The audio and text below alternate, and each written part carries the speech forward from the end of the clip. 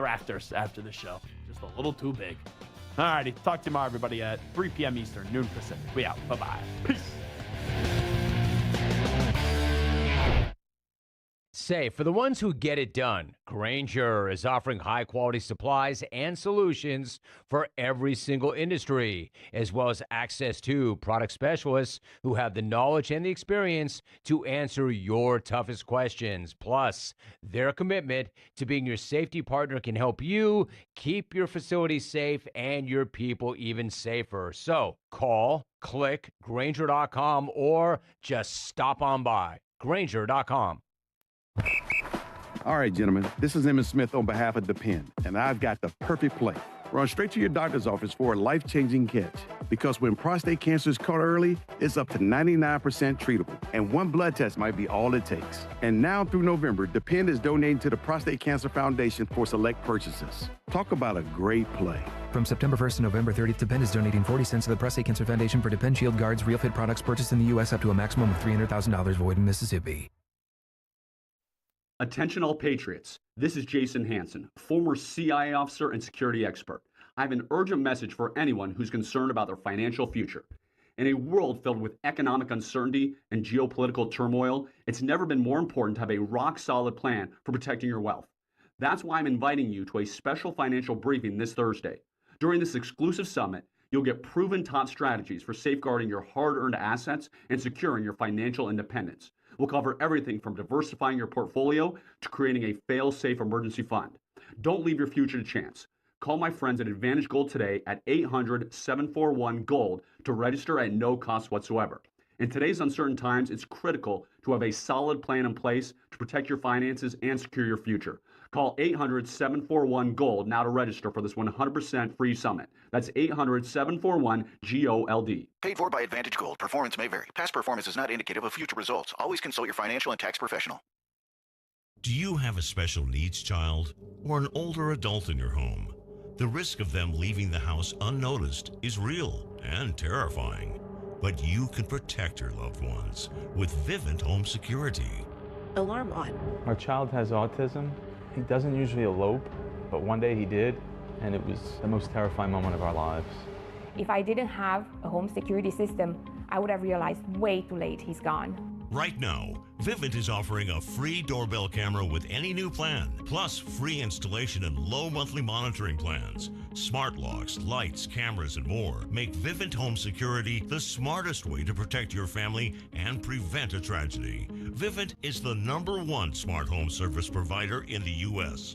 Protection is just a phone call away. Call 800-953-6693. That's 800-953-6693. Monthly service agreement required for free installation.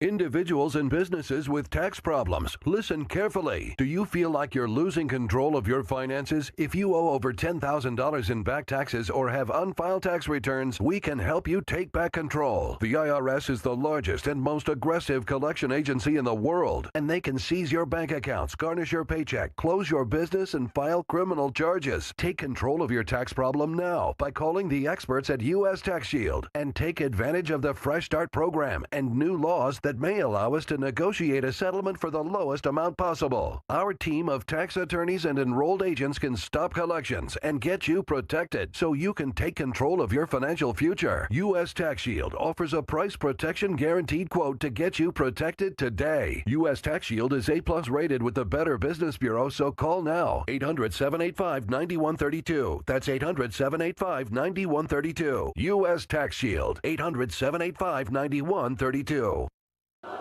The IRS, the world's most aggressive collection agency. They can seize your property, bank account, and garnish your wages. They cause sleepless nights for millions of Americans. Don't be one of them. If you owe $10,000 or more to the IRS or state, get protected today. Call 800-312-9970. Coast One Tax Group, protecting your bank, home, and your sleep since 2008. With hundreds of 5-star reviews and an A+ on the Better Business Bureau. Call Coast One Tax Group, 800-312-9970. 800-312-9970. Stanley from New York owed $93,000. The IRS placed a levy on his bank account. Coast One released the levy and settled with the IRS for $2,000. Mark in Michigan owed $225,000. After Coast One stepped in, Mark walked away paying less than $1,500. Call Coast One now. A 10-minute call can save you up to 93% on your back taxes. Get your fresh start today. That's 800-312-9970.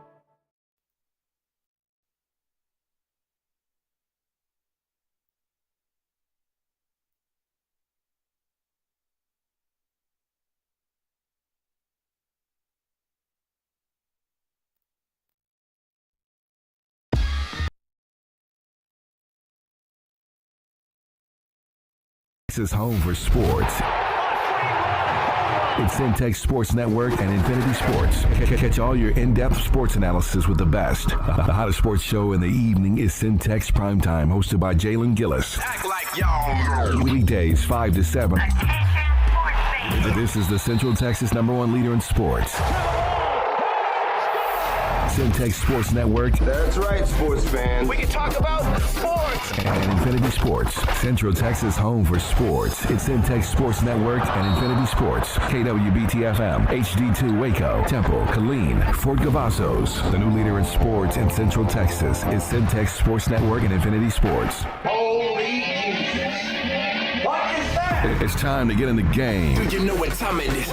Tune in to Primetime Sports Talk with Jalen Gillis. To me, you are nothing. Your go-to source for breaking sports news in Central Texas and exclusive Dallas Cowboys coverage. Well, start it up. Let's go. Catch us Monday through Thursday from 5 to 7 p.m. on the Centex Sports Network and Infinity Sports.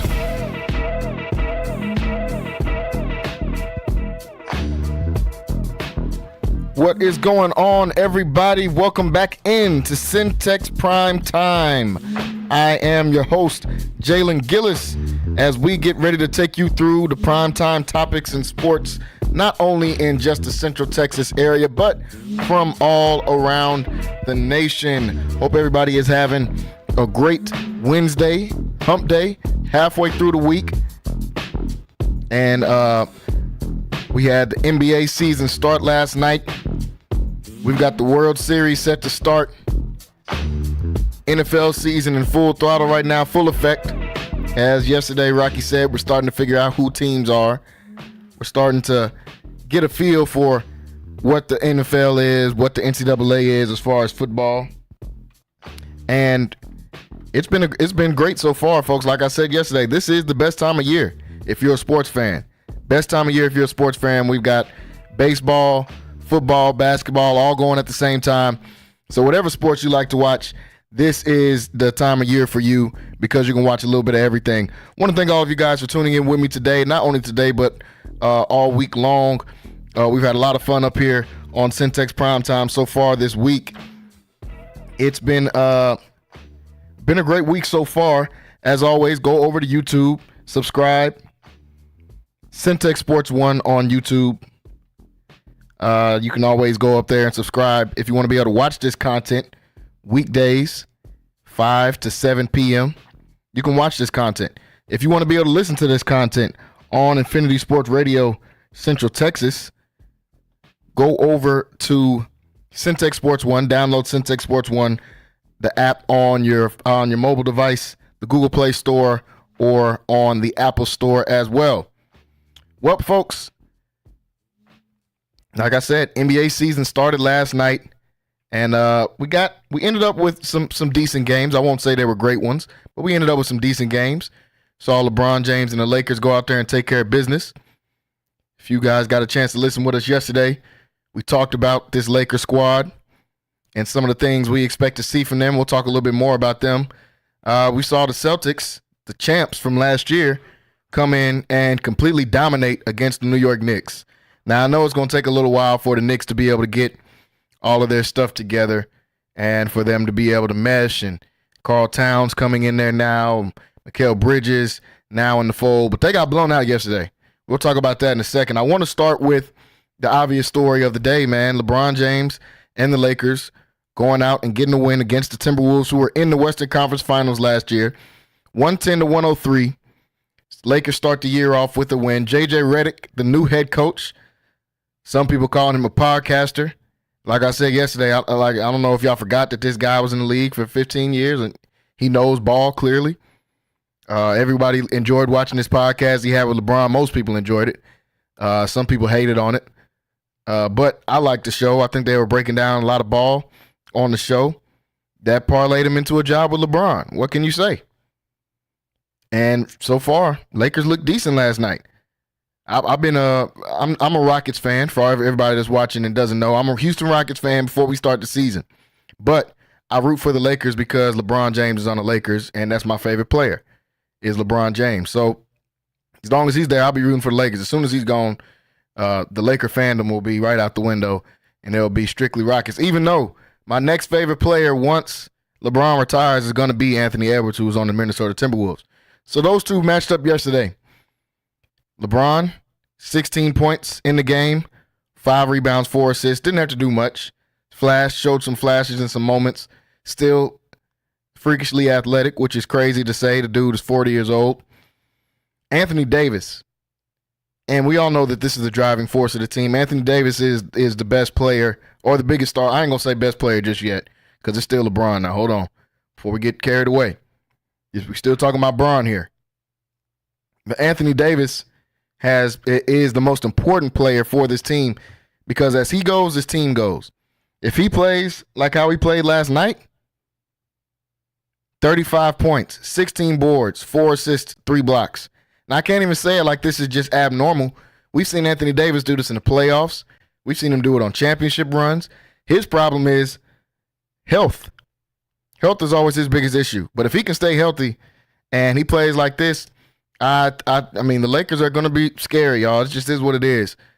Are they my favorites to come out of the West? No. Am I discounting them from coming out of the West? No. It's a long season. We got to see what happens.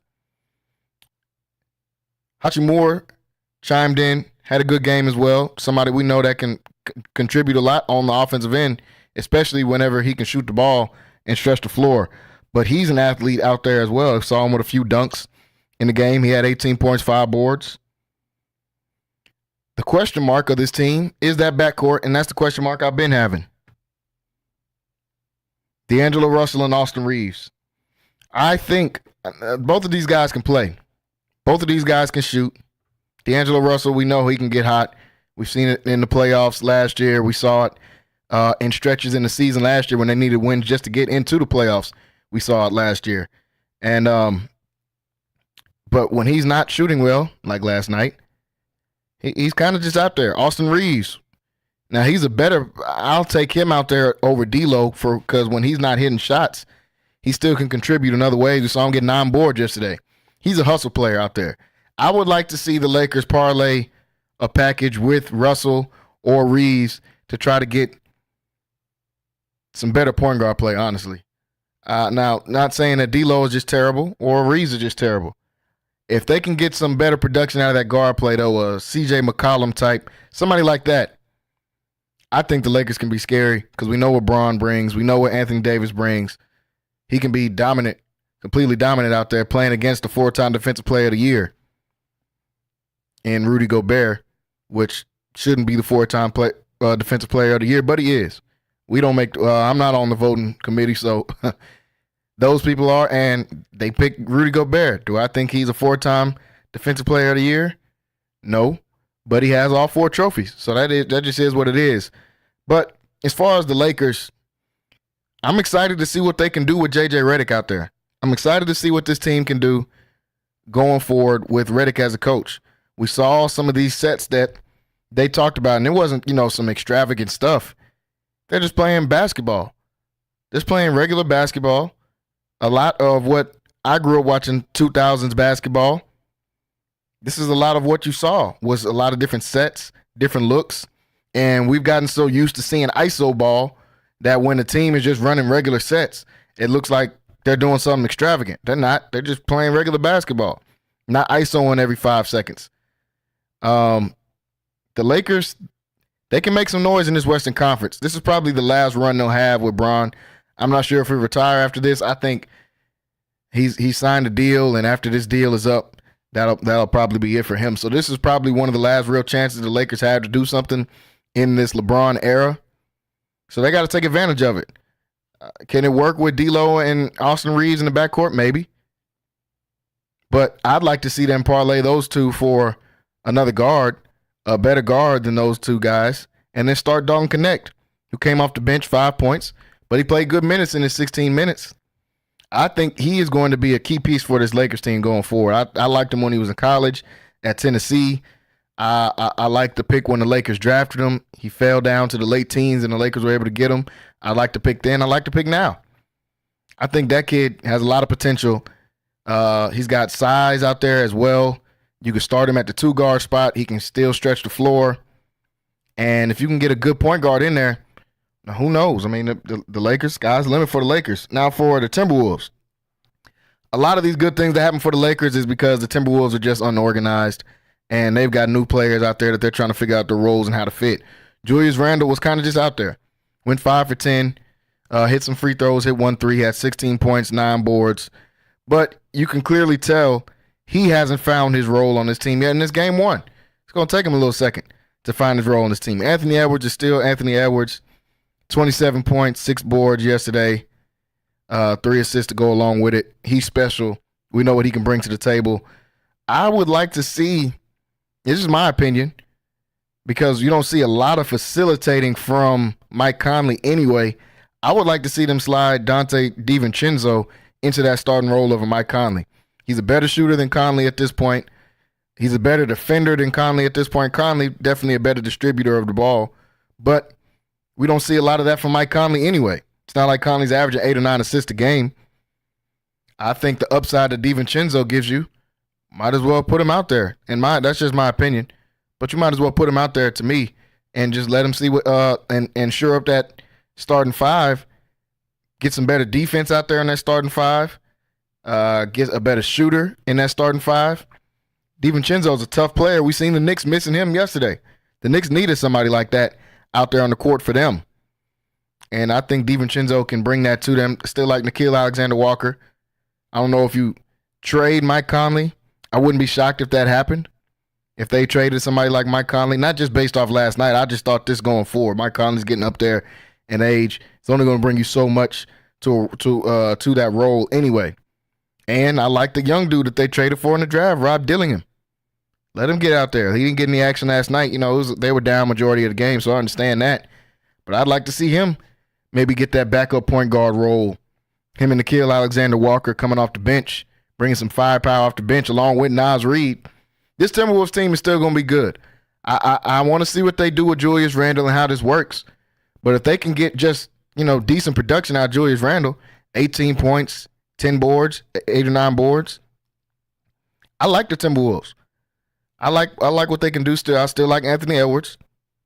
Rudy Gobert is still a good defender in the regular season because you're not just going to ISO him the whole time like you do in the playoffs. In the regular season, it's going to be good.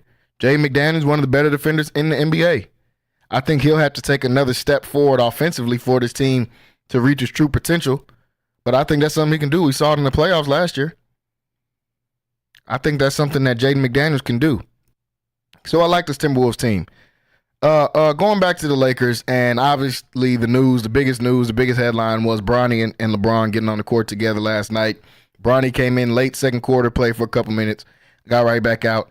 I like what J.J. Redick did. Hey, they're going to talk about this. Let Bronny get in for a couple minutes, do what he's going to do, whether he can affect or not affect the game, and then get him back out so we can get back to the game. Bronny is not ready to be out there on the court yet, getting real minutes in a team like the Lakers that's contending for a championship. Can he get there by the end of this year? We'll see.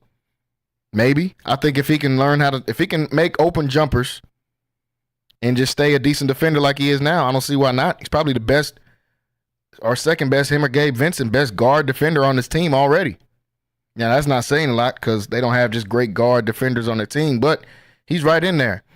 But for the people that were mad about Bronny getting in, he only got drafted because LeBron's is that. Duh. He only on the Lakers because LeBron. Duh. Like, what's the issue with that? If you're the best player of all time, which I think LeBron is, and we can go ahead and start those arguments now as we're getting more into basketball season. LeBron is the GOAT. Let's just get that out the way.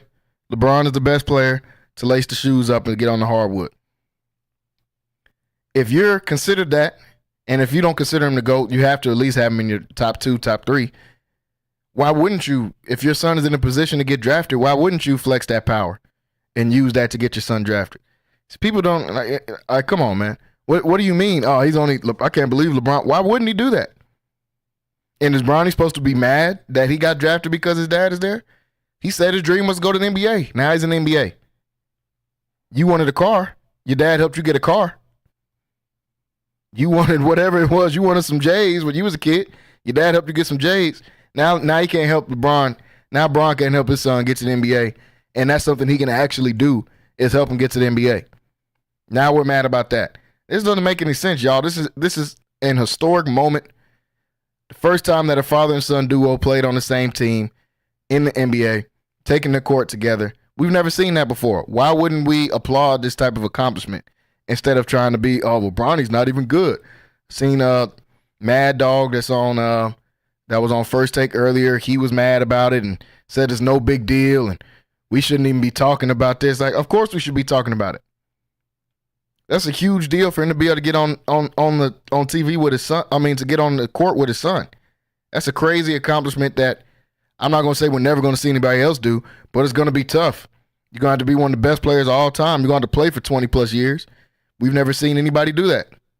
That's why LeBron is LeBron. Him getting his son to an NBA team just adds to his GOAT status, in my opinion, because it's not like Bronny's the best player in the world. And you're going out here and getting them drafted to your team, that's an accomplishment. And I'm excited to see what this Lakers team can do going forward. For all the people out there, stop hating on Bronny. What's the point? What did we get out of it? What do y'all get out of hating on Bronny and hating that he's on a team with his dad and all this kind of stuff? I think it's kind of dumb, actually. And I think we should just appreciate the fact that LeBron is able to even do something like that. Yeah, he got drafted to the Lakers because that's his dad. Of course. What's the issue with it, though? That's my thing. What's the problem with that? Somebody else could have got that spot. Y'all can't name the last 4 or 5 players on the Lakers roster. So why are we mad about Bronny being on it? Come on, man. It's time to get over that. It's time to get over that. If y'all don't agree, jump in the comments, man. Go to YouTube, Centex Sports TV, Centex Sports Network on YouTube. Go over there and jump in the comments, man. Let me know what you think about this. Should Bronny be on the Lakers? Should Bronny be in the league? Did he do it because of his play? Did he do it because of his dad? Let me know what you think. Jump in the comments on there, or you can go over to Facebook, Centex Sports Network on Facebook. We're live on there. Jump in that chat. Jump in the comments. Let us know, man. Let us know what you're thinking about that. But that is Lakers are 1-0. Excited to see what J.J. Redick can do with this team, man. Excited to see what the Lakers can do. If they can open up this offense a little more, I mean, they could be a dangerous team. You still got Braun, who's one of the best players in the league.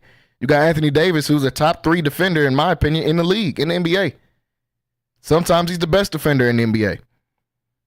So, I mean, the sky's the limit for this team, even with the 40-year-old LeBron. And for the Timberwolves, we just got to give them more time. Before I start being critical of them and this Randall trade and the DiVincenzo trade and all this kind of stuff, getting rid of Karl Towns, which I didn't really care that much about because we've seen Karl Towns in the playoffs do nothing. Multiple games. In my opinion, they lost that series to the Mavericks because of Karl Towns. He wasn't able to take advantage of a matchup that he's supposed to win. You're going against P.J. Washington, who's like 6'7". You're supposed to dominate that, and he couldn't. I don't have no problem with trading to do that. We're trying to win a championship, and we've seen that you really just don't have that dog in you. The same thing that Jimmy Butler got mad about and left the Timberwolves and called out Cat. Those same things are true right now, in my opinion. So I'm not mad about them trading him. Do I think he can help the Knicks?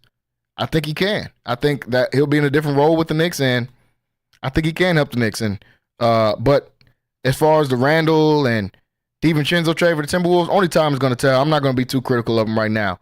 So the first game of the doubleheader last night was the Boston Celtics, the NBA champs, taking on the New York Knicks. The Knicks got all the way to the Eastern Conference semifinals last year before their entire team got hurt.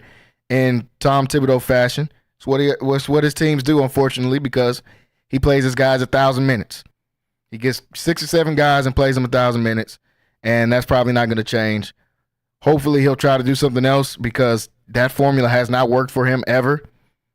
Going all the way back to Derrick Rose days, playing the guys all these minutes, hasn't panned out, hasn't worked, but that's his philosophy.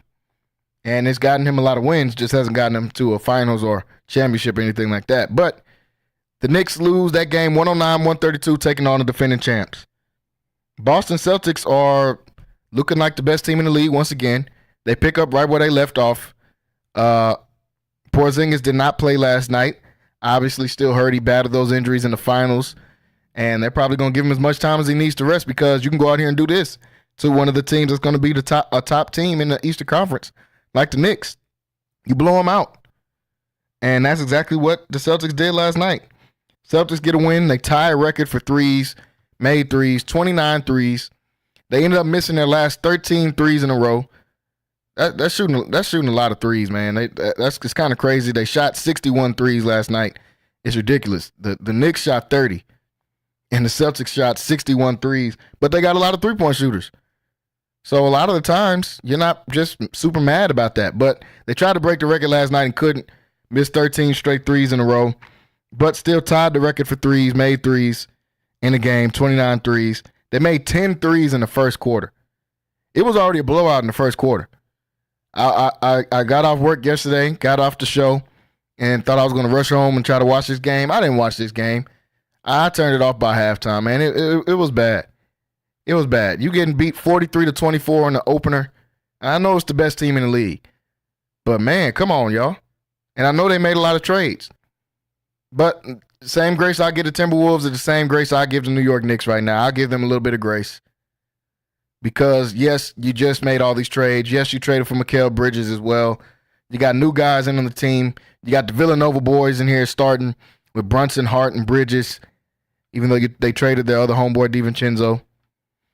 You know, I'll give them a little bit of time. For the Celtics, I think this is going to be a revenge season, and you love to see stuff like that, especially after you come off a championship, because it creates that fire and that hunger for the team.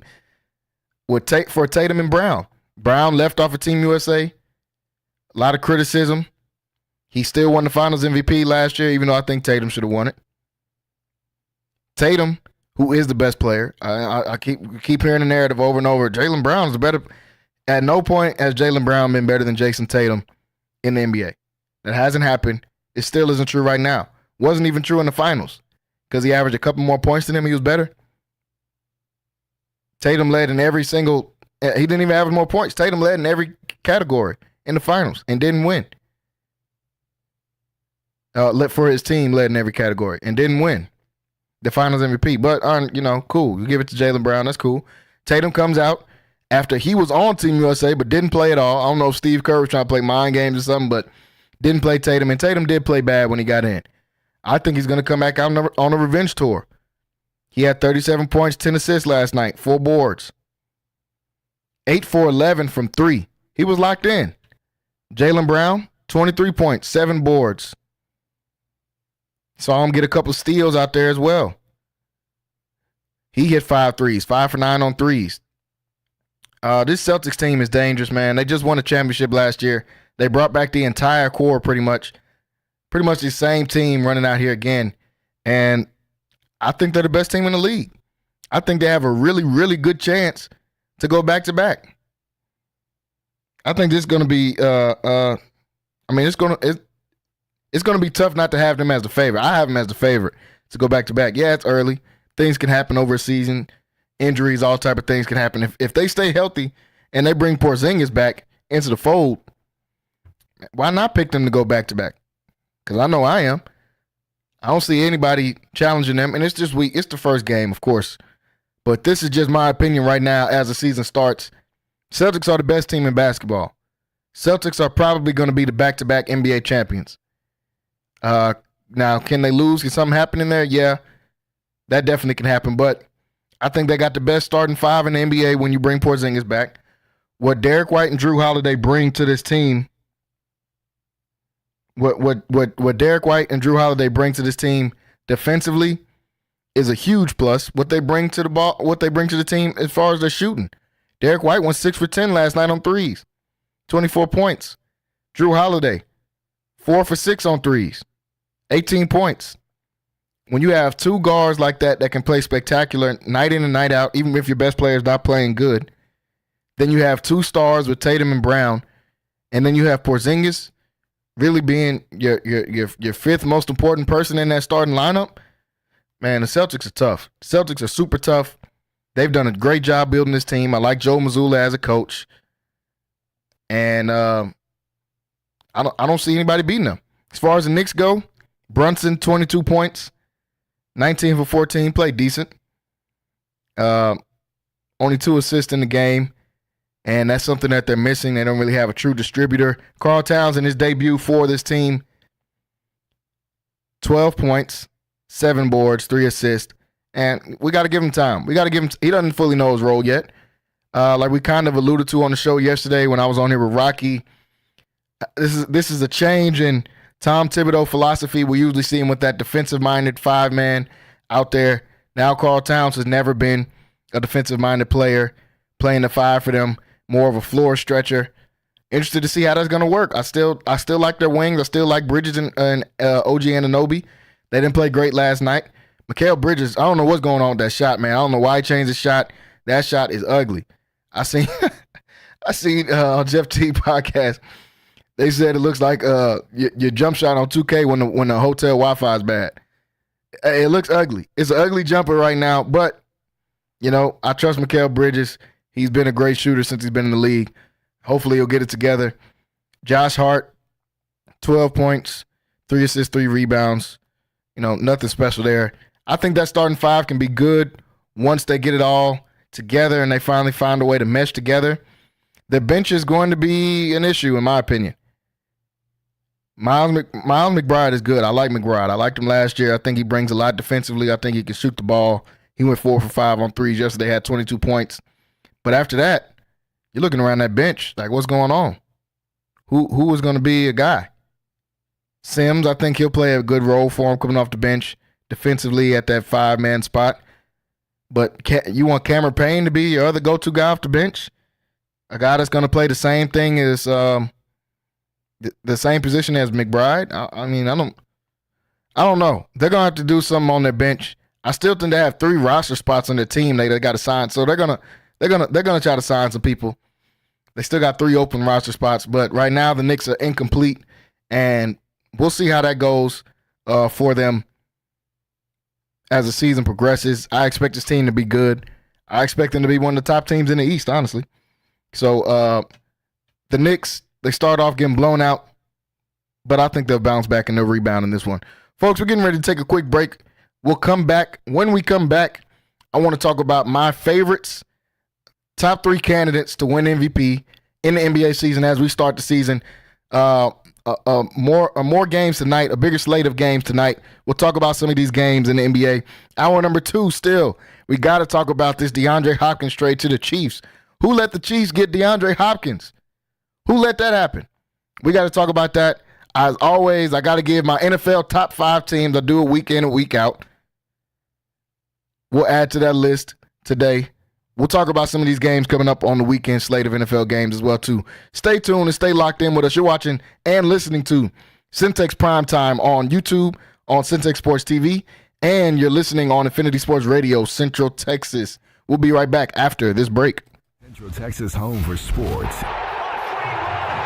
It's Centex Sports Network and Infinity Sports.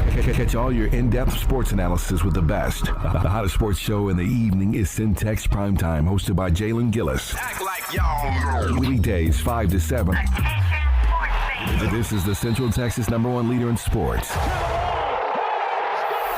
Centex Sports Network. That's right, sports fans. We can talk about sports. And Infinity Sports.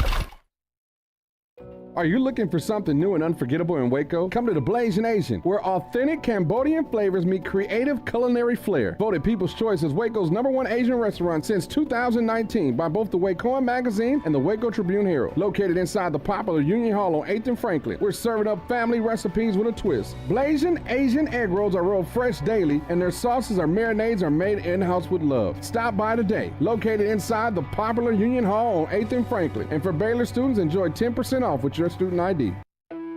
Lighthouse Streaming, a full-scale media agency and your go-to source for all things audio and video.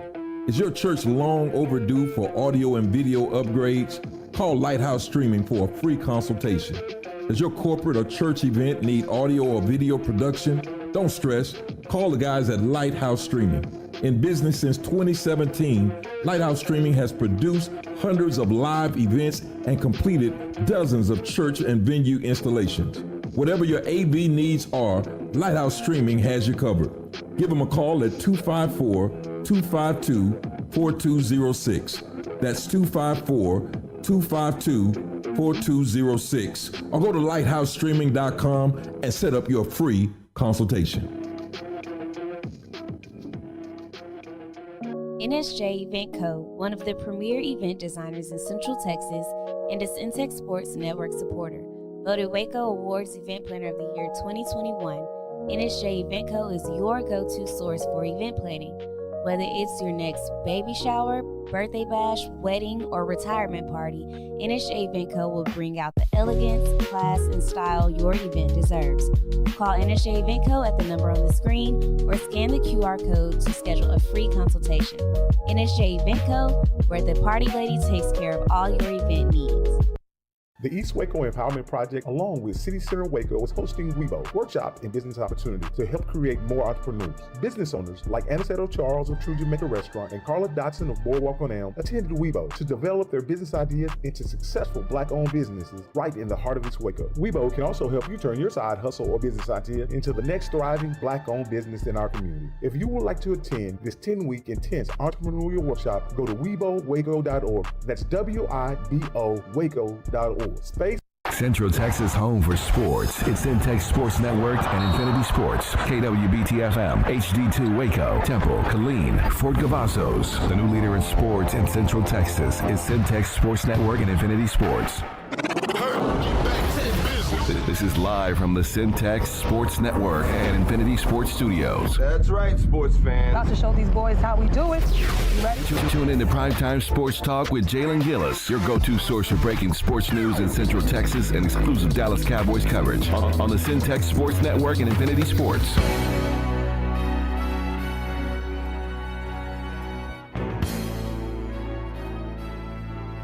What is going on, everybody? Welcome back into Centex Prime Time here on Hump Day, Wednesday, halfway through the week, everybody, as we get ready to take you through the primetime topics in sports, not only in the Central Texas area, but from all around the nation. Want to thank everybody for tuning in with me so far today. Just heard the wonderful sounds of Earth, Wind, and Fire as we get ready to talk about some more NBA. Just got done talking about in the first 30 minutes of the show.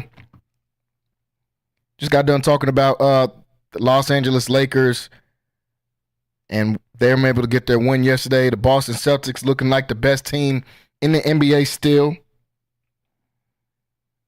as they blow out the Knicks yesterday in the NBA opener. Want to look at, before we look at some of these games here tonight, want to talk about a couple other storylines that I'm intrigued to see in the NBA this season. First off, before we get started, I just seen on Instagram before the show started, somebody cooking bear legs. Have y'all seen that before? It's a dude outside on the grill cooking bear legs. Bear, like the animal. Bear legs. And the paws are still on it. Now, come on, bro. Like I'm from the South. I spent my whole life in Texas. There's some things that we eat down here in the South that are different than maybe other areas of the country. I ain't that country, though. I haven't reached the level of country or southernness or whatever to eat bear. I'm cool. The paws are still on it, man. The paws are still on it. If y'all haven't seen it, Just type it in on Instagram or YouTube, one of them. You'll see it. This dude is cooking bear legs, man. The paws are still on it. He's seasoning it up like some chicken. He's got seasoning all laid out on it. Now, I got some country folks that done ate some bear that I know. That ain't me, man. Let me know. Jump in the comments on YouTube, man. Let me know. Y'all ate bear legs before? Y'all tripping if you have, man. I'm not going to be one of them people. Yeah, this is why you don't eat at everybody's house. If I come over to your house and ask what's on the menu and you say bear, I'm good. I'm good. I'm gonna sit that one out. But back to the NBA. Just had to get that quick side note in. We've seen teams go back to back. The Golden State Warriors lately. We've seen the Heat do it in that era. Obviously, the Lakers early 2000s. Don't think the Spurs did it. Don't think they ever went back to back in their dynasty run. Seen the Bulls obviously do it. Lakers and Celtics back in the day. Celtics this year have a chance to do it. And I want to talk about my MVP candidates in the league coming into this year, who I think is going to be MVP candidates. And I got to start right there with the Boston Celtics. If your team is coming off a championship, you got a chance to go back to back. Jason Tatum, I think, is a candidate for MVP this year. I think he's right. I mean, it's early. I think he's one of the favorites. One of the favorites. I'm going to give my top 3 favorites. I definitely think he's one of the favorites to be able to go out and win MVP this year. One thing he hasn't done, he's been first team All-NBA. He's been an All-Star, an All-Star starter. He's won a championship now. Only thing he hasn't done is win an MVP. If he can go out and have similar numbers to what he had last year, honestly, just a little bit better, I thought he should have been more of a candidate for MVP last year. Last year, he averaged 27, 8 boards, 5 assists. I mean, if he gets that up to about 28, 29, maybe 30, and we've seen him do it before. He's averaged 30 in this league. He did it the year before that. In 2022-23, he averaged 30 points. If he can get closer to that 30, which I think he can do, Jason Tatum's got to be an MVP candidate. They're going to win 60 games again. They're going to win 60 games again. They won 60 games last year. They're going to win 60 games again this year. Like I just got done saying before we went to break. They're a candidate to win again this year. And they're the leading candidate to win again this year. So Jason Tatum should be the leading candidate, in my opinion, to be able to go out and win the MVP this year. Right behind him, Luka Doncic, the guy that they beat in the finals. Luka puts up ridiculous stats every single year. Close to a triple-double every single year. And they got all the way to the NBA Finals last year for the first time. He led the league in scoring last year, 33.9, pretty much 34 points. He was right up there at the top in assists as well. We know what Luka can do. We know what Luka can bring to the table. I think this year is the closest year. This will probably be the year if Tatum doesn't win it, which I can understand why they wouldn't put him there because his team is so good. If Tatum doesn't win it, Luka is probably next up right there to be able to win that to win that MVP. He was right there in the discussion last year to win it. Second in the league in assists, first in scoring. I mean, year in and year out, he's putting up ridiculous numbers like he did last year. You averaging 34 and 10, pretty much.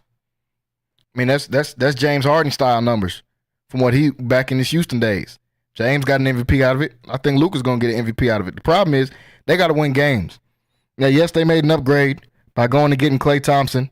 That is an upgrade from Derrick Jones Jr. The problem is they're going to need Klay Thompson to be their best perimeter defender, and that is an issue because he's going to get cooked night in and night out if he's got to be your best defender. He's past that point in his career.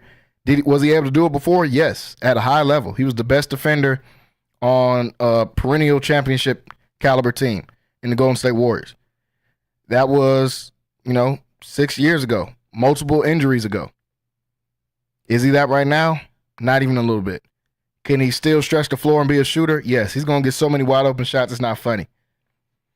But them having him as their best perimeter defender is going to hurt them.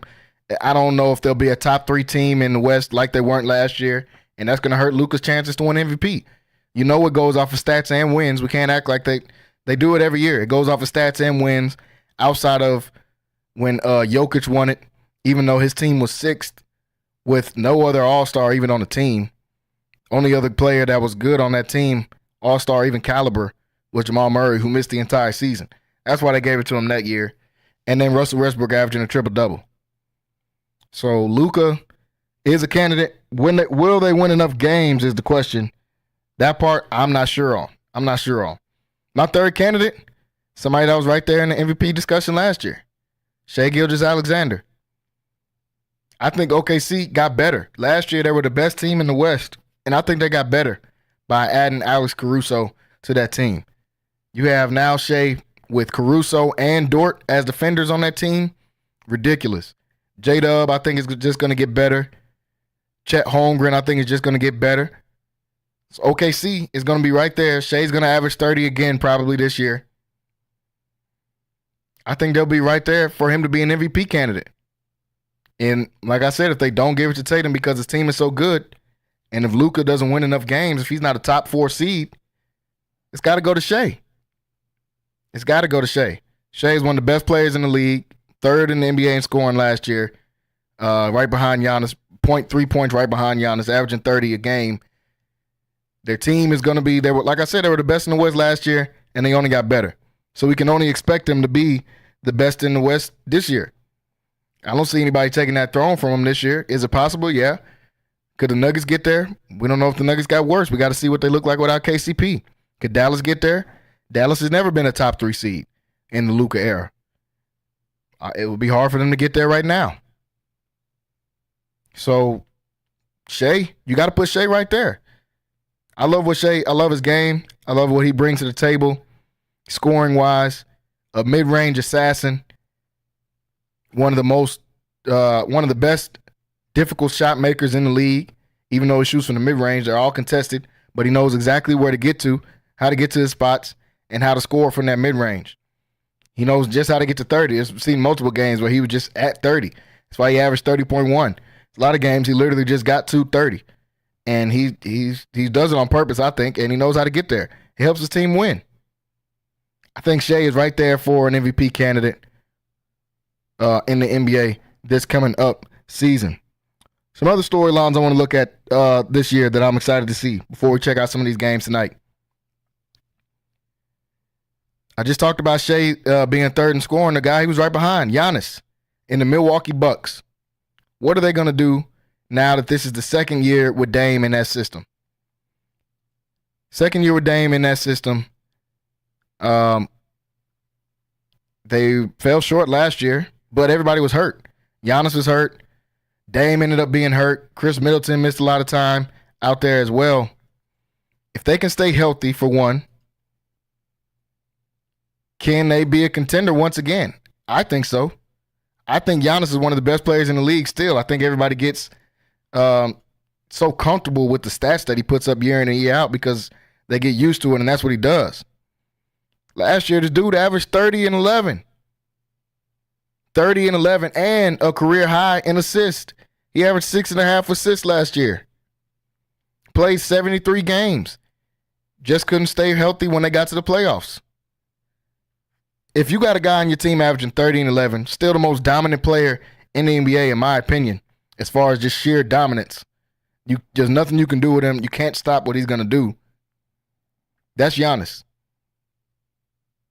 And if he can do that once again this year, the Bucks have to be a contender to win the championship. I'm talking about to beat everybody. Yeah, the Celtics won last year. They didn't have to play a Giannis. They actually had a pretty easy run to the finals, if you're being honest.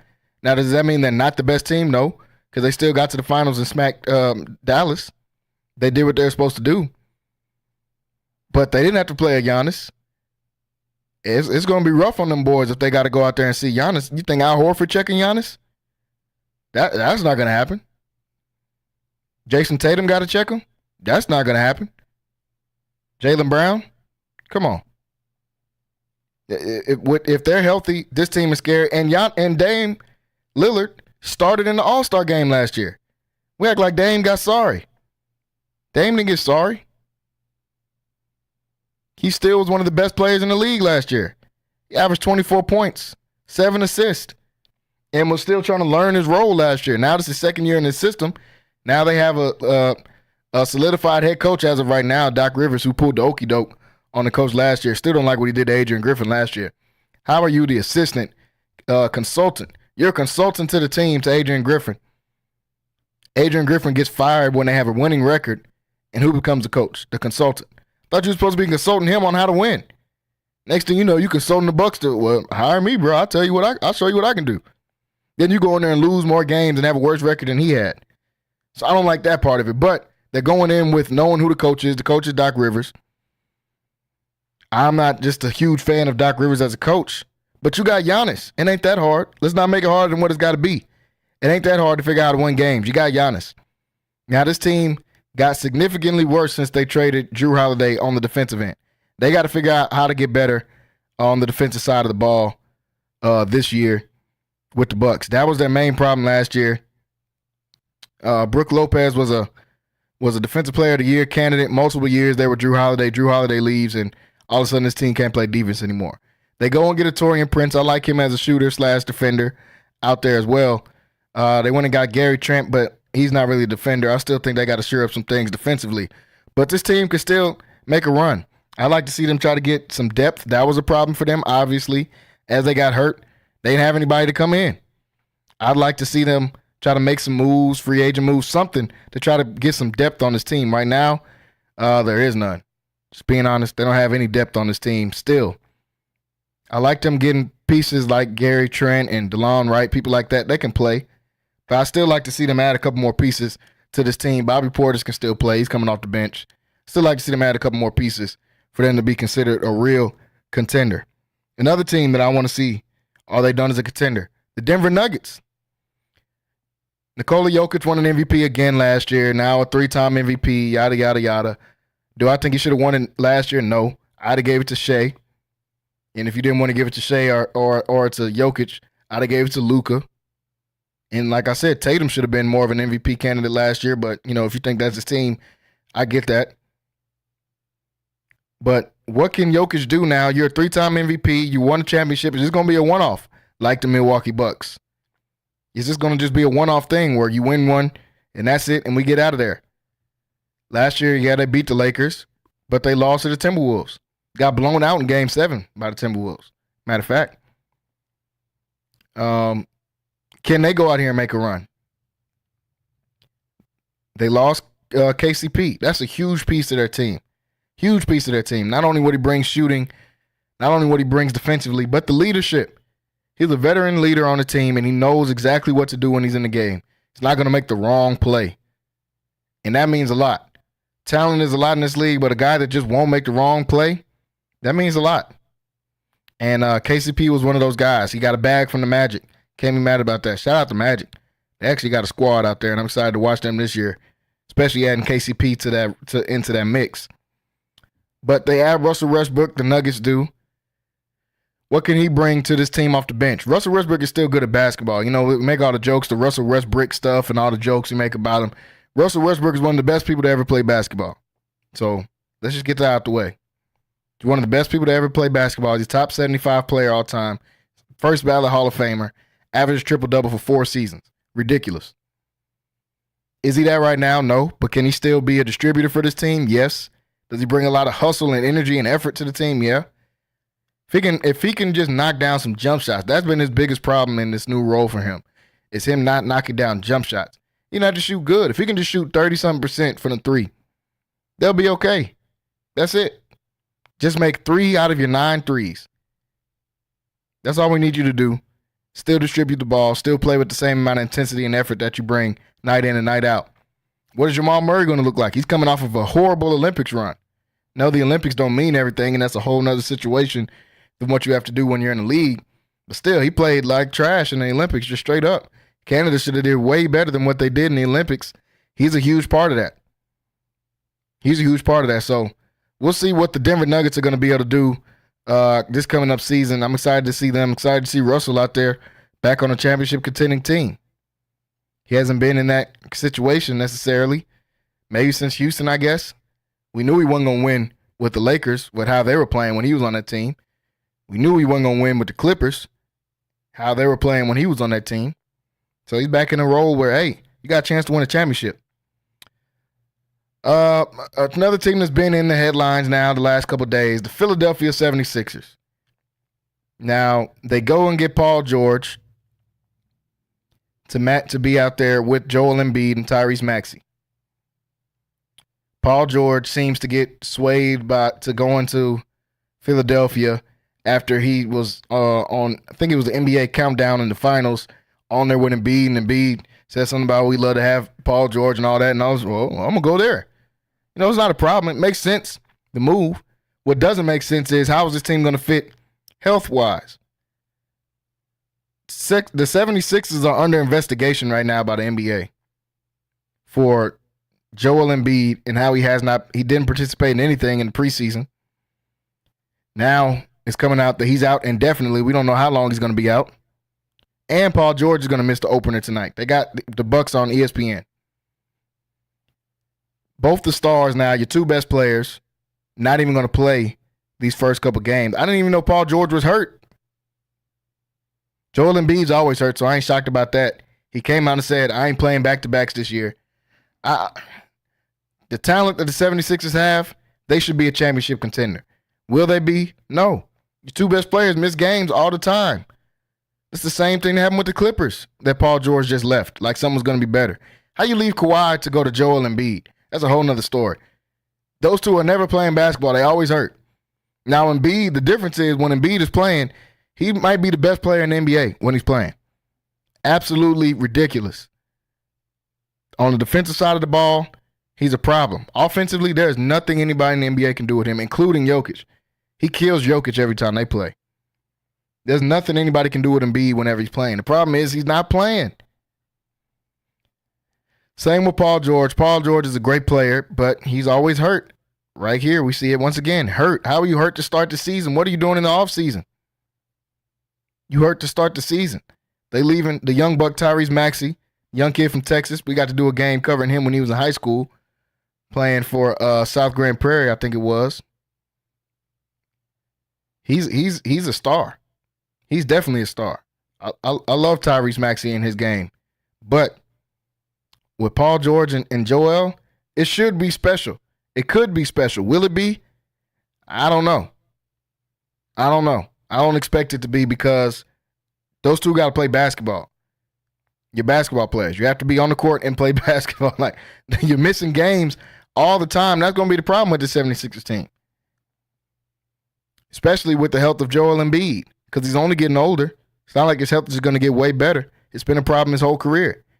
He missed his first 2 seasons in the NBA with injuries. And it's been injuries ever since. So what will the Philadelphia 76ers do? I'm not sure. That might be the biggest mystery in the NBA because they got enough talent to be one of the best teams in the NBA. Will they be? I don't know. We got a couple minutes left before we go to break. I want to look at some of these games tonight. And we just talked about Philadelphia and Milwaukee. That'll be the game on ESPN tonight. Nobody in Philly's playing, so not too ecstatic to go and watch that game. I want to see, obviously, my Rockets. We got the Hornets tonight. I think the Rockets are going to be a playoff team this year. Now, some of that is just fandom talking because I'm a fan. But I like the moves that we made. We got a super athletic young team. I think it's time to finally go ahead and take that next step with the Rockets, and hopefully they'll be able to do that this year. Excited to see Ja Morant back playing basketball, man. We forget about people. We always got recency bias. Ja missed last year because of the suspension, because of the gun stuff. Then he got hurt. And we started making all these point guards better than him. Brunson, all these people are all better than him now since he's been gone. I think Ja's going to be on a revenge tour. I think Ja's going to remind the league why he is one of the most exciting players in the NBA. We all had Ja at this spot. Since he's been gone, we moved Brunson up here. We've moved Anthony Edwards up here above him. We moved all these people above him. I'm not necessarily sure that they're all better than him. Can't wait to see Ja back out there on the court as well. Orlando's got Miami tonight. I love this Orlando squad, man. This is one of my favorite teams to watch in the East. They're one of my favorite teams to watch last year. Finally made it to the playoffs last year, just still young. They bring in KCP and put him into the fold out there with them as well to add to their depth. give them some more veteran leadership. And I like the young guys they got. Paolo is a star. Paolo Banchero is a star. I thought he should have been on Team USA. He is an absolute star. He showed it even in the playoffs last year. He was killing in the playoffs. He's ready for the moment. They got KCP out there now, like I just said. I like the young guards with Cole Anthony and Jalen Suggs out there, what he can bring. Franz Wagner is a kind of a fringe star player. Really good player, though. Jonathan Isaac, one of the best defenders in the league when he's healthy and can play, and he's out there on the court. He's one of the best defenders in the league. Definitely check him out whenever y'all check out this Magic team whenever you get a chance. Hopefully they'll get more televised games this year. I'm hoping that's what happens with them. The Hawks had the number 1 pick in the draft. They might pick number 1 again, man. I don't expect anything from the Hawks or the Nets. They play tonight. Pacers are taking on the Pistons. You know, I got Detroit ties, man, so I'm always low-key rooting for one of these Detroit teams, but when are they finally going to stop being bad? I don't know. Hopefully it can be this year where they'll at least start to be respectable. They want to hire J.B. Bickerstaff. They had Monty Williams before that. They had Dwayne Casey before that. They've had a bevy of black coaches be their coach out there for Detroit. They just got to do something for this young team, man. They got to stop being so sorry. They're going to ruin some of these guys in the league. I think Cade Cunningham is special. Kid out of Texas from Arlington. I think he's special, and hopefully that team can do a little bit better. The Bulls, not much to look forward to on the Bulls. They play the Pelicans tonight. I do want to see Lonzo getting back on the court, though, man. Lonzo's been one of my favorite players. I think he's one of the best pure point guards we have left in this league. Just can't stay healthy. Hadn't played in like 2 years. When he's playing, he's a great defender. We saw him shooting the ball great last time he was playing. And he's one of the best playmakers in the league when he's playing. I'm excited to see him get back out there, but will the Bulls do anything? I don't think so. The Phoenix Suns taking on the Clippers tonight. That's the final game on ESPN. The Suns, I'm super intrigued by them to see what are they going to do this year. Okay, it's your second year now with Bradley Beal and Booker and all them. Can you figure it out? I don't know. They go and get Tyus Jones. I think that was a huge pickup for them. Tyus Jones is like one of the best turning the ball over point guards of all time. His turnover to assist ratio is, I think, one of the best literally in NBA history. So he does not turn the ball over. He just makes the right play. And obviously the Suns were lacking a point guard last year. They got Beal out there. I think they should bring Beal off the bench. They make it like $50 million. Will they bring him off the bench? I doubt it. But I think they should bring him off the bench. If they don't bring him off the bench, he needs to be the first guy to the bench so Tyus can come in and run with these starters and be out there with Booker, Grayson Allen, KD, still one of the best players in the league, and Nurkic down low. I like what the Suns team has. Will it be enough? I don't know. They got smacked by the Timberwolves last year in the playoffs.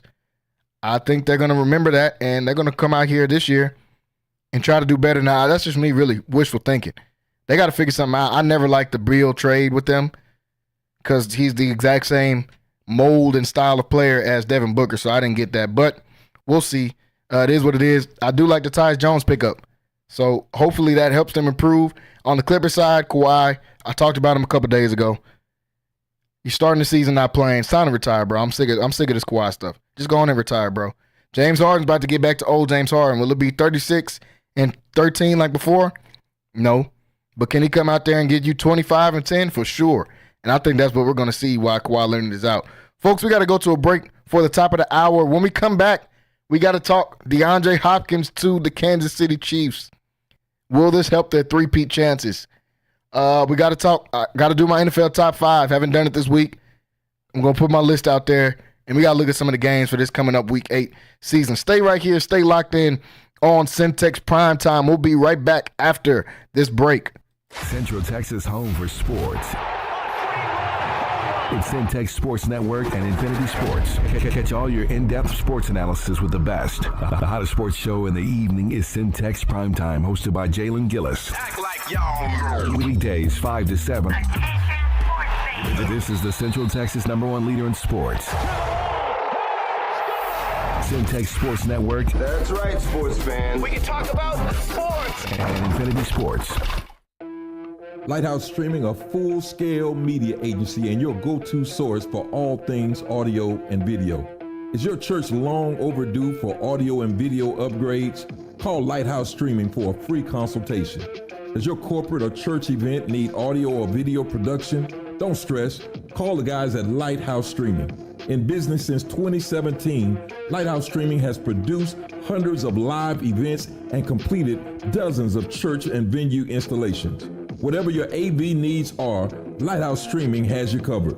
Give them a call at 254-252-4206. That's 254-252-4206. Or go to lighthousestreaming.com and set up your free consultation. Are you looking for something new and unforgettable in Waco? Come to the Blazing Asian, where authentic Cambodian flavors meet creative culinary flair. Voted People's Choice as Waco's #1 Asian restaurant since 2019 by both the Wacoan Magazine and the Waco Tribune Herald. Located inside the popular Union Hall on 8th and Franklin, we're serving up family recipes with a twist. Blazing Asian egg rolls are rolled fresh daily, and their sauces or marinades are made in-house with love. Stop by today. Located inside the popular Union Hall on 8th and Franklin. And for Baylor students, enjoy 10% off with your student ID. NSJ Event Code 859132 is in Central Texas and is Centex Sports Network supporter. Voted Waco Awards Event Planner of the Year 2021, NSJ Event Code is your go-to source for event planning. Whether it's your next baby shower, birthday bash, wedding, or retirement party, NSJ Event Co. will bring out the elegance, class, and style your event deserves. Call NSJ Event Co. at the number on the screen or scan the QR code to schedule a free consultation. NSJ Event Co., where the party lady takes care of all your event needs. Central Texas home for sports. It's Centex Sports Network and Infinity Sports. KWBT-FM, HD2 Waco, Temple, Killeen, Fort Cavazos. The new leader in sports in Central Texas is Centex Sports Network and Infinity Sports. Holy Jesus. What is that? It's time to get in the game. Do you know what time it is? Tune in to Primetime Sports Talk with Jalen Gillis. To me, you are nothing. Your go-to source for breaking sports news in Central Texas and exclusive Dallas Cowboys coverage. Start it up, let's go. Catch us Monday through Thursday from 5 to 7 p.m. on the Centex Sports Network and Infinity Sports. What is going on, everybody? Welcome back into Centex Primetime, hour number 2. Here today on this wonderful Wednesday evening/afternoon. Hope everybody out there is having a great day. It's hump day. You've made it halfway through the week. Only a couple days left for all of our working folks to tune in with us Monday through Thursday, weekdays 5 to 7 p.m. Centex Primetime. You can catch us here 5 to 7 weekdays. Go over to YouTube, hit that subscribe button. Also hit that bell so you can get notified every time that we go live here on Centex Primetime. Well, in hour number 1, folks, we got a chance to talk about the NBA season. Started last night. The Lakers coming out with the win. Celtics coming out with the win, looking like the favorites to be the back-to-back champs in the NBA. Talked about a few different storylines in the NBA. Picked some of my favorites to win MVP. Got to get back to the NFL now here in hour number 2. In the breaking news that we all saw, the trade happened in the middle of the night. Woke up to the news. DeAndre Hopkins traded to the Kansas City Chiefs. Now, I'm wondering, how do they keep doing this? Who's letting this stuff go down? The Chiefs, I thought when they went and got Xavier Worthy late in that draft, I'm like, who let this happen? Now they trade a 5th-round pick for DeAndre Hopkins. Now, I've seen a lot of people saying, oh, this is not the same D-Hop from the Texans that we're used to seeing. It's not. He's older. He's still their best receiver. They just had Juju Smith-Schuster come off the couch and go for over 100 yards, man. Y'all think DeAndre Hopkins is not going to be able to do something similar to that? Yeah, he's never been. I heard them talking earlier today, saying that he's never been one to really get separation like that. That's cool. Just throw the ball in the air. I heard James Jones say earlier on TV that it's not a 50-50 ball when you throw it to D-Hop. Those passes that would usually be called 50-50 ball. It's more like an 80-20, a 70-30. That's the truth. This dude has some of the best hands in NFL history. That hasn't changed. If you replace Rashee Rice, who was out for the season, and put D-Hop in that same role that he was playing, y'all don't think that can be a problem? I think this is going to be a huge problem for the rest of the league, man, now that D-Hop is in Kansas City. And I'm like the meme with Jesse Pinkman on Breaking Bad, man. It can't keep getting away with this. What made y'all let them go get D-Hop? I thought it would have been, if they wouldn't have got any receiver, I think it would have improved their chances tremendously to be able to three-peat. I was thinking more of a Deontay Johnson out there and in Carolina, somebody more of that ilk. But D-Hop, that's a problem. That's a problem. D-Hop going to the Chiefs is a problem. Now they got third down, you and me win it type of guy. It's been Travis Kelce for years. I don't think Travis Kelce is that guy anymore. But now Travis Kelce is going to be the second guy in that role of it's third down, we just need you to go get it. Because you have a D-Hop out there. I said at the beginning of the year the Chiefs aren't going to three-peat. I'm standing on that. I'm standing on business. I'm going to keep it right there and say that they're not going to three-peat. But, man, does this improve their chances. They're already 7-0. Like, why don't y'all ease up some? Let somebody else get some wins out here. 6-0. They're already 6-0. And then you go and add a D-Hop to this team is a major, major upgrade. We just seen Amari Cooper going to Buffalo, the changes that made in that offense immediately. We seen Devontae Adams go to the Jets, but I don't know how much that changed. That's to be determined at this point. Will anything change out there in New York? But D-Hop going to the Chiefs is a huge, huge, huge move. And tomorrow we'll have Wayne Walker on here, former NFL receiver. I'll get their opinions on it and how do they think D-Hop is going to fit in this system. But, man, I think this is going to be special for the Kansas City Chiefs. The crazy thing is they tried to trade for Cooper Kupp before that, but they didn't want to give up a first-round pick. I think it was. They just said a high pick. Wasn't specified on first-round pick. They didn't want to give up a high pick for somebody like Cooper Kupp. But Cooper Kupp in that offense would have been ridiculous as well. Either one of these guys is going to be special for the Chiefs, but Cooper Kupp in that offense would have been pretty crazy. But they go out there and they get D-Hop for just a fifth-round pick. And he's a Kansas City Chief now. I think he tried to get there a couple of years ago before he ended up going to Tennessee. I think he was trying to get out there with Mahomes, and it didn't work out. But, man, D-Hop, what he can bring to this team, if they put him in that slot and he's running those same type of routes as Rashee Rice or Juju that they've been running the last couple of years, it's about to get ugly. It's about to get ugly for everybody else in the league. So D-Hop going to Kansas City, huge, huge, huge improvement. A couple other quick takes here before we jump into my top 5 teams and then look at some of these games for the weekend. Tyreek Hill said, y'all need to start me this week. The band is back together. As Tua makes news that he'll be coming back and probably playing this coming up week for the Miami Dolphins as they come back out here, try to get back in the win column against an Arizona team who just came off a win against the Chargers. Miami is one of these teams that this was a Super Bowl caliber roster before Tua got hurt, we thought. And I thought that Mike McDaniels was a decent coach, I thought. Turns out Mike McDaniels is a very questionable coach. Because, yes, Tua got hurt, but you can't do better than 2-4 with the roster you got, with Tyreek Hill and Jalen Waddle, Devin Achane, Raheem Mostert.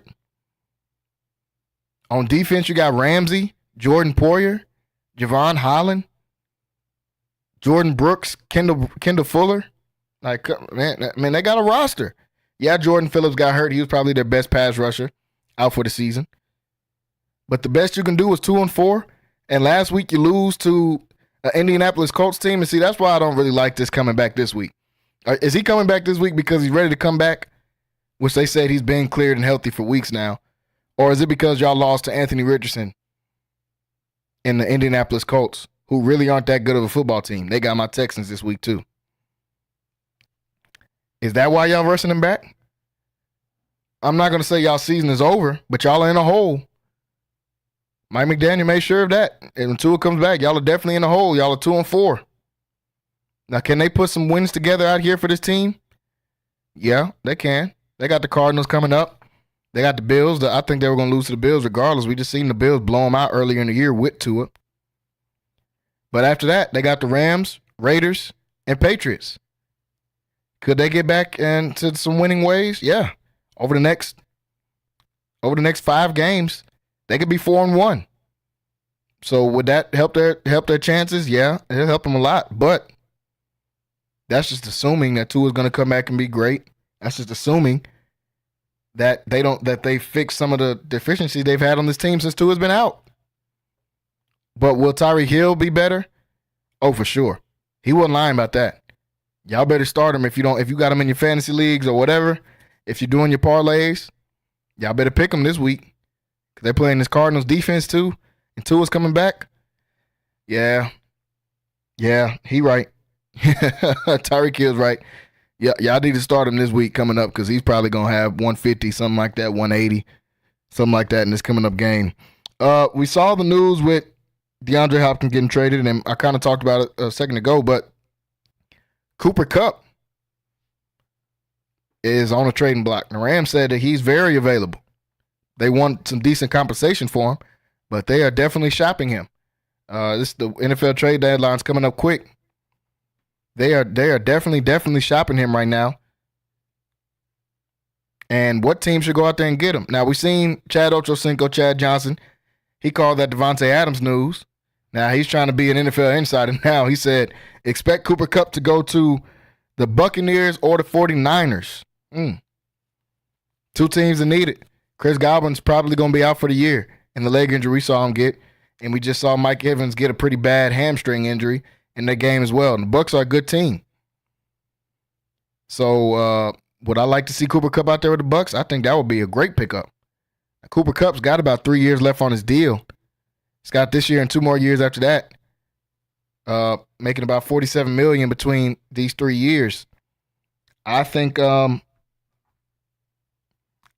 think that could be a huge pickup for the Buccaneers. Now, in the 49ers, do they have enough money to be able to do something like that? I don't see how they could. They just gave Brandon Ayuk $150. They just gave Brandon Ayuk $150 in his deal. I don't see how they can have enough money to be able to go back out and go backdoor and get somebody like Cooper Kupp. Now, would that be an improvement? A huge improvement, especially with the injuries that they've had. They were down the top 3 receivers in this game on Sunday against the Chiefs. So I think they need to make a move for somebody. Can they afford a Cooper Kupp? I don't know. Would the Rams even trade a Cooper Kupp in the division like that to the 49ers? Maybe. I don't know.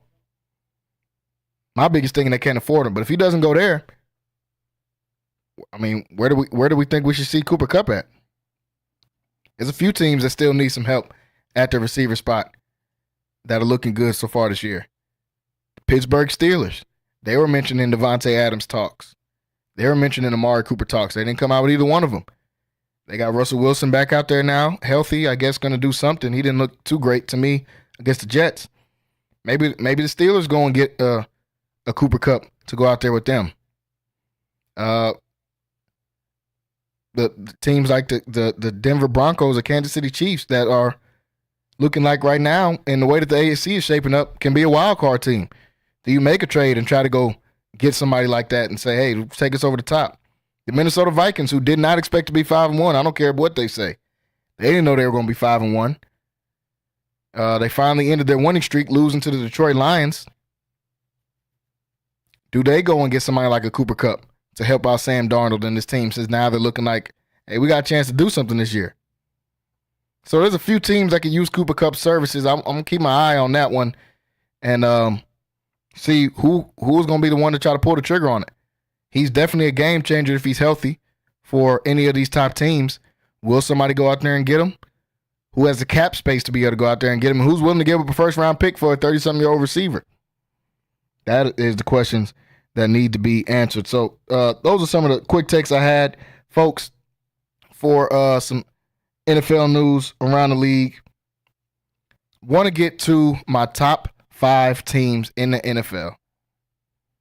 Top 5 teams in the league. The last week on my top 5 list, I had Kyrell and Rocky on here with me, and they agree with some picks, they disagree with some.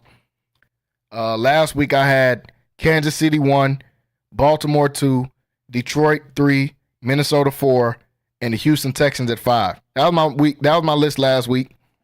Rocky said I should have moved.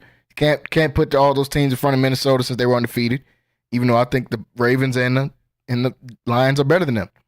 The Lions came out and proved that they can go out there and get a win over the Minnesota Vikings. They did it on Sunday. as they moved up and got a win late in the game over the Vikings. We saw the Texans take a loss to a Packers team who Kyrell put in that top 5. Texans took a loss to them. Now the Packers are 5-2. And the Baltimore Ravens seem to just get better and better and look better and better every single week. They go out against a good Tampa Bay team, and they were smacking them before Tampa Bay went on a run at the end of the game to make it close. It was 30-10 at one point in that game. They were smacking the Bucs, and the Bucs are a good team.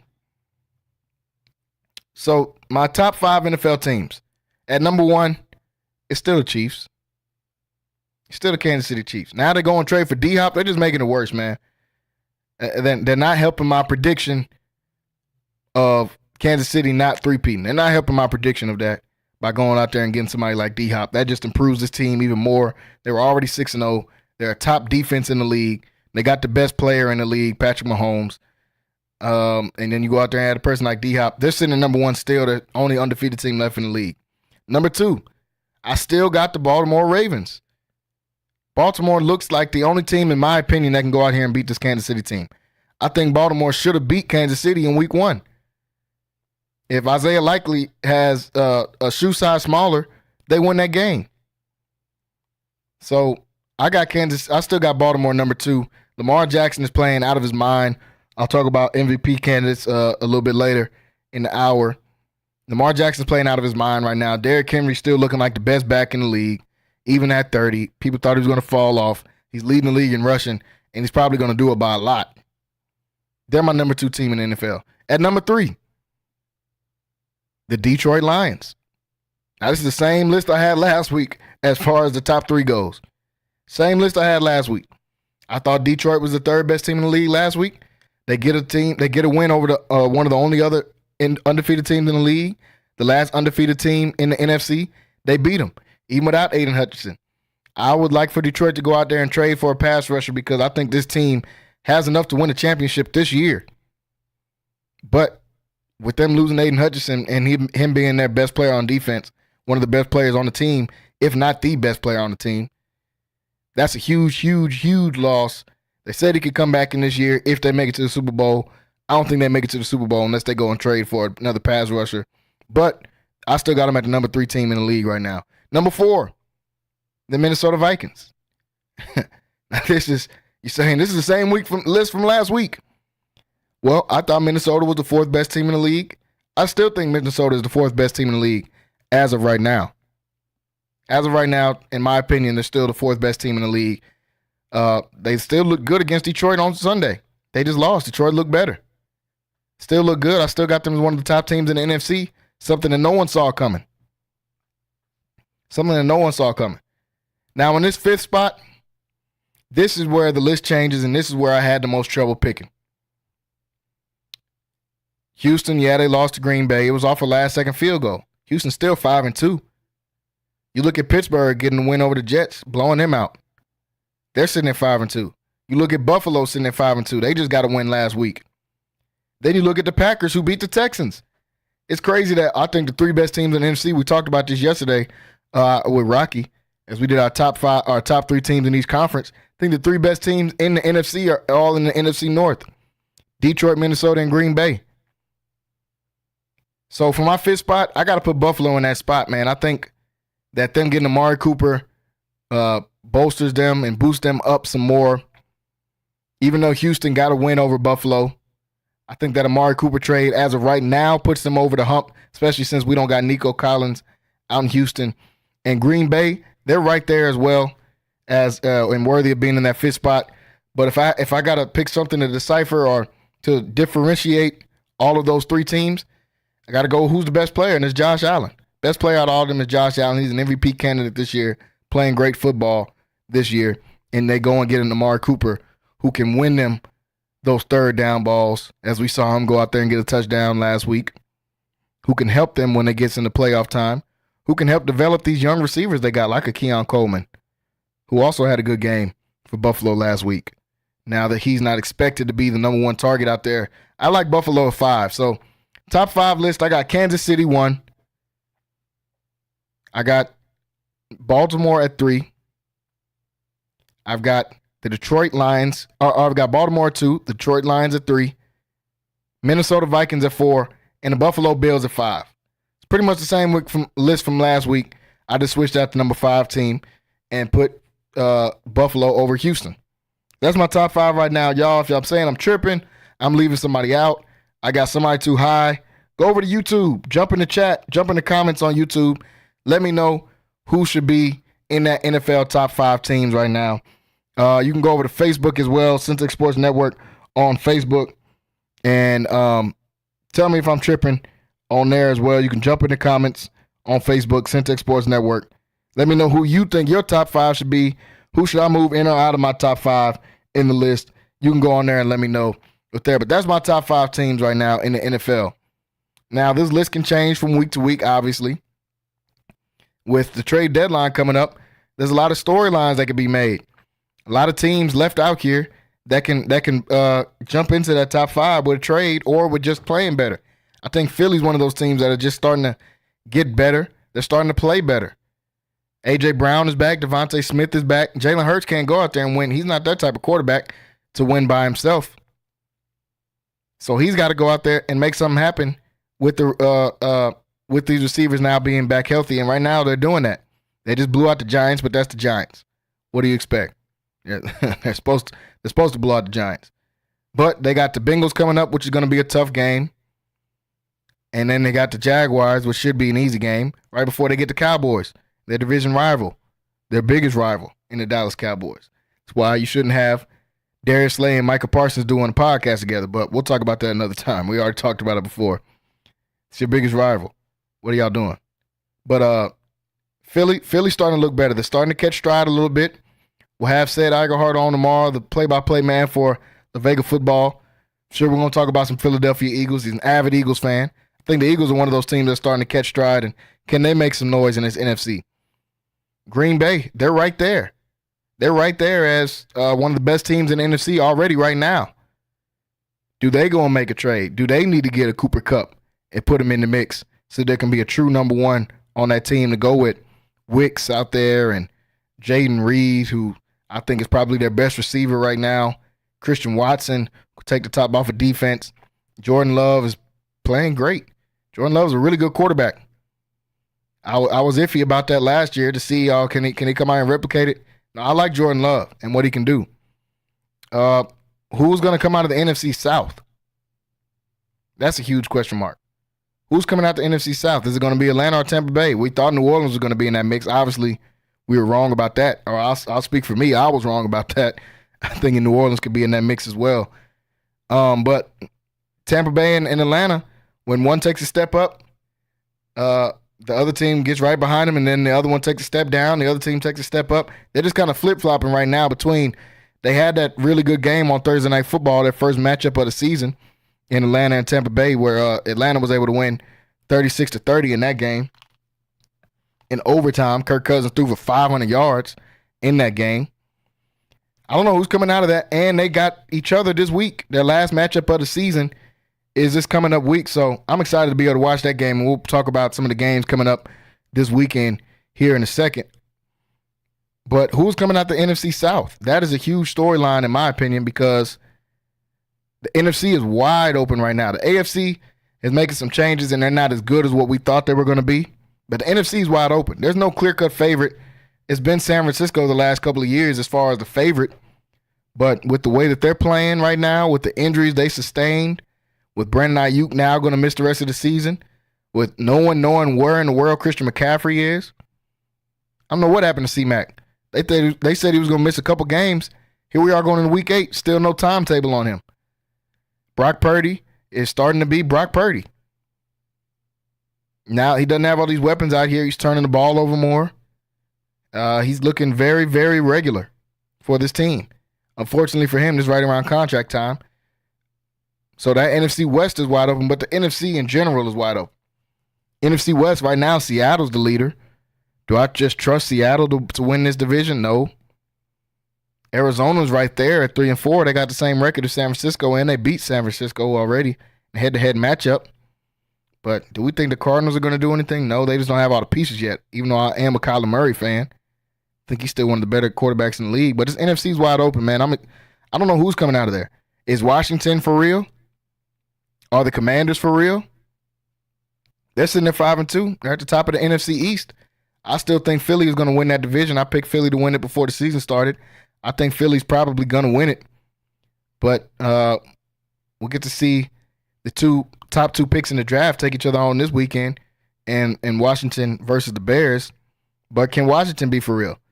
They've got the Bears and Giants over the next two games. That can move them up to 7-2 if they can come out with a win. They got to take care of the Bears first, who are a sneaky good team. They're 4-2. Definitely didn't think the Bears were going to be a 4-2 right now. Whole NFC North is probably going to make the playoffs. That's the crazy thing. Entire division might make the playoffs. If they can get a win over them and the Giants, they'll be sitting at 7-2. And I mean, it'll be hard to not call them for real at that point once you get 7 wins under your belt. But then you got to play the Steelers, Eagles, Cowboys. They should beat the Titans and the Saints. Then you got the Eagles, Falcons, Cowboys to end the season. So I don't know. I'm not positive about this team right now. They're sitting at 5-2. Even if they do get to 7-2, or if they get to 6-3, I still won't just be completely sold on them. Still think Philadelphia has the edge over them as far as who has a better team. Even though, shout out Jaden Daniels, he's been playing great football so far. So a lot of storylines right now in the NFL. Like I said earlier, folks, this is the best time of the year. You get the NFL. The games are starting to matter even more now. We're starting to see who some real contenders are. NCAA football, we're starting to see who the true contenders are in there. We just seen Texas and Georgia match up against each other. Oregon now the number 1 team in the nation. They beat Ohio State, who's still a top 5 team. Starting to figure out who the contenders are there. NBA season started, and then we got the World Series. Great time of year. I love October. As always, one of the best times of year for a sports fan. Folks, we're going to take our last break here, and we're going to come back for the last 30 minutes of the show. We're going to break down some of these games coming up this weekend in the NFL slate. And I want to give some of my MVP candidates so far in the year who's sitting at the top of this list to be able to go out here and win an MVP. Stay tuned and stay locked in right here on Centex Primetime, whether you're watching with us on YouTube, Centex Sports Network on YouTube, or if you're listening on Affinity Sports Radio, Central Texas with the app, Centex Sports One app that you can download on your mobile device on the Google Play Store and the Apple Store. We're going to take a break. We'll be right back after this. Central Texas home for sports. It's Centex Sports Network and Infinity Sports. Catch all your in-depth sports analysis with the best. The hottest sports show in the evening is Centex Primetime, hosted by Jalen Gillis. Act like y'all. Weekdays 5 to 7. This is the Central Texas #1 leader in sports. Centex Sports Network. That's right, sports fans. We can talk about sports. And Infinity Sports. Are you looking for something new and unforgettable in Waco? Come to the Blazing Asian, where authentic Cambodian flavors meet creative culinary flair. Voted People's Choice as Waco's #1 Asian restaurant since 2019 by both the Wacoan Magazine and the Waco Tribune Herald. Located inside the popular Union Hall on 8th and Franklin, we're serving up family recipes with a twist. Blazing Asian egg rolls are rolled fresh daily, and their sauces or marinades are made in-house with love. Stop by today. Located inside the popular Union Hall on 8th and Franklin. And for Baylor students, enjoy 10% off with your student ID. NSJ Event Co., one of the premier event designers in Central Texas and a Centex Sports Network supporter. Voted Waco Awards Event Planner of the Year 2021, NSJ Event Co. is your go-to source for event planning. Whether it's your next baby shower, birthday bash, wedding, or retirement party, NSJ Event Co. will bring out the elegance, class, and style your event deserves. Call NSJ Event Co. at the number on the screen or scan the QR code to schedule a free consultation. NSJ Event Co., where the party lady takes care of all your event needs. Lighthouse Streaming, a full-scale media agency and your go-to source for all things audio and video. Is your church long overdue for audio and video upgrades? Call Lighthouse Streaming for a free consultation. Does your corporate or church event need audio or video production? Don't stress. Call the guys at Lighthouse Streaming. In business since 2017, Lighthouse Streaming has produced hundreds of live events and completed dozens of church and venue installations. Whatever your AV needs are, Lighthouse Streaming has you covered. Give them a call at 254-252-4206. That's 254-252-4206. Or go to lighthousestreaming.com and set up your free consultation. the family feels for me. The banana pudding peach cobbler make you wanna holler. For me, it's the candy yams, mac and cheese, beef tips, pork tips and rice, collard greens. It's a sweet potato pie, sweetie. Fried chicken you've been missing, the lemon sweet tea dressing on Sundays when you all dressed up. Chest pie, buttermilk and pound cake. Cornbread with butter just dripping, always fresh baked. If you need Southern style soul food, home cooked meals that you can feel. Chicken and dumplings, chicken pot pie. 719 South 11th Street. Sassy's, come on by. Are you looking for something new and unforgettable in Waco? Come to the Blazing Asian, where authentic Cambodian flavors meet creative culinary flair. Voted People's Choice as Waco's #1 Asian restaurant since 2019 by both the Wacoan Magazine and the Waco Tribune Herald. Located inside the popular Union Hall on 8th and Franklin, we're serving up family recipes with a twist. Blazing Asian egg rolls are rolled fresh daily, and their sauces or marinades are made in-house with love. Stop by today. Located inside the popular Union Hall on 8th and Franklin. And for Baylor students, enjoy 10% off with your student ID. Central Texas home for sports. It's Centex Sports Network and Infinity Sports. KWBT-FM, HD2 Waco, Temple, Killeen, Fort Cavazos. The new leader in sports in Central Texas is Centex Sports Network and Infinity Sports. This is live from the Centex Sports Network and Infinity Sports Studios. That's right, sports fans. About to show these boys how we do it. You ready? Tune in to Primetime Sports Talk with Jalen Gillis, your go-to source for breaking sports news in Central Texas and exclusive Dallas Cowboys coverage on the Centex Sports Network and Infinity Sports.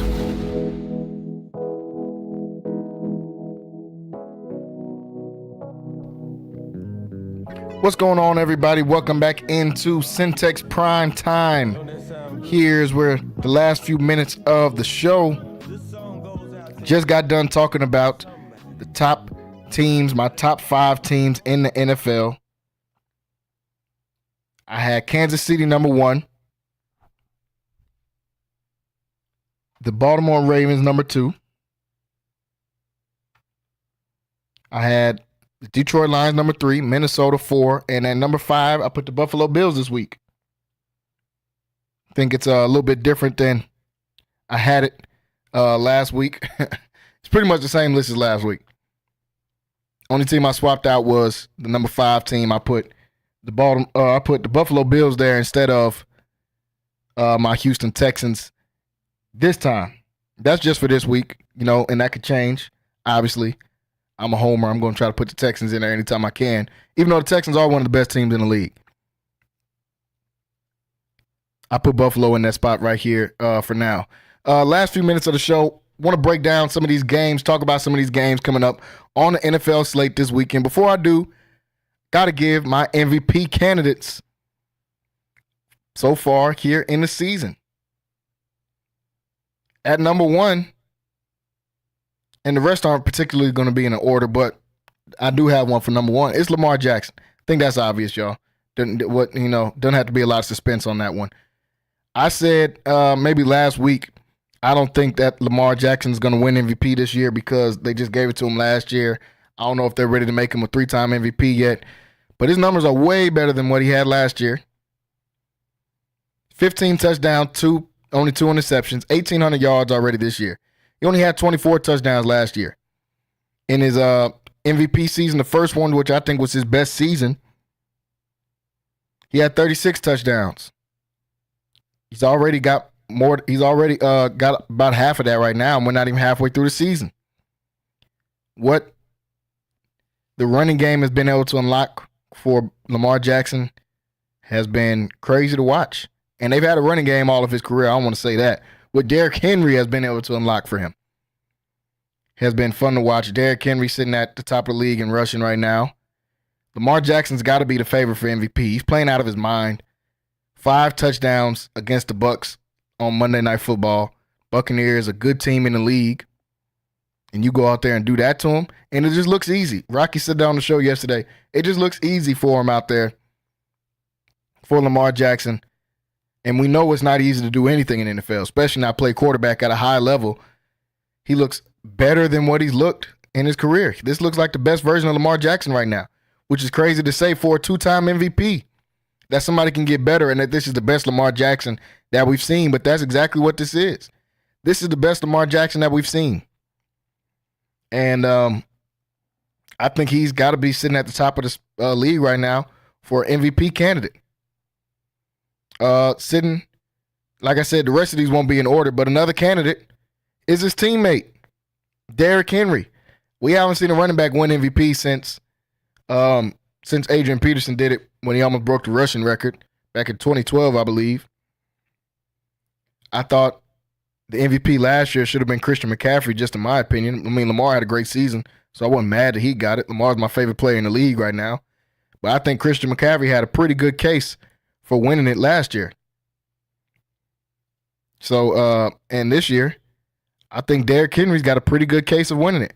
Last year, Christian McCaffrey had 1,500 yards rushing, 14 rushing touchdowns, as well to go along with what he does in the receiving game. He had over 500 yards receiving and 7 touchdowns. So I had over 20 touchdowns, over 2,000 yards from scrimmage.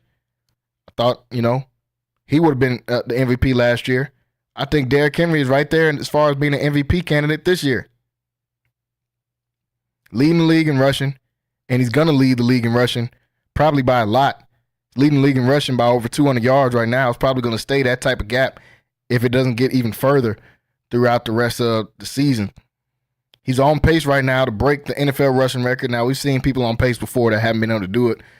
Record hadn't been broken since Eric Dickerson said it 30, 40 years ago. But Derrick Henry's playing out of his mind. You saw the disgust on Rocky's face yesterday as he talked about how the Cowboys should have had Derrick Henry. Derrick Henry said he wanted to play for the Cowboys. He's lived in Dallas his entire career.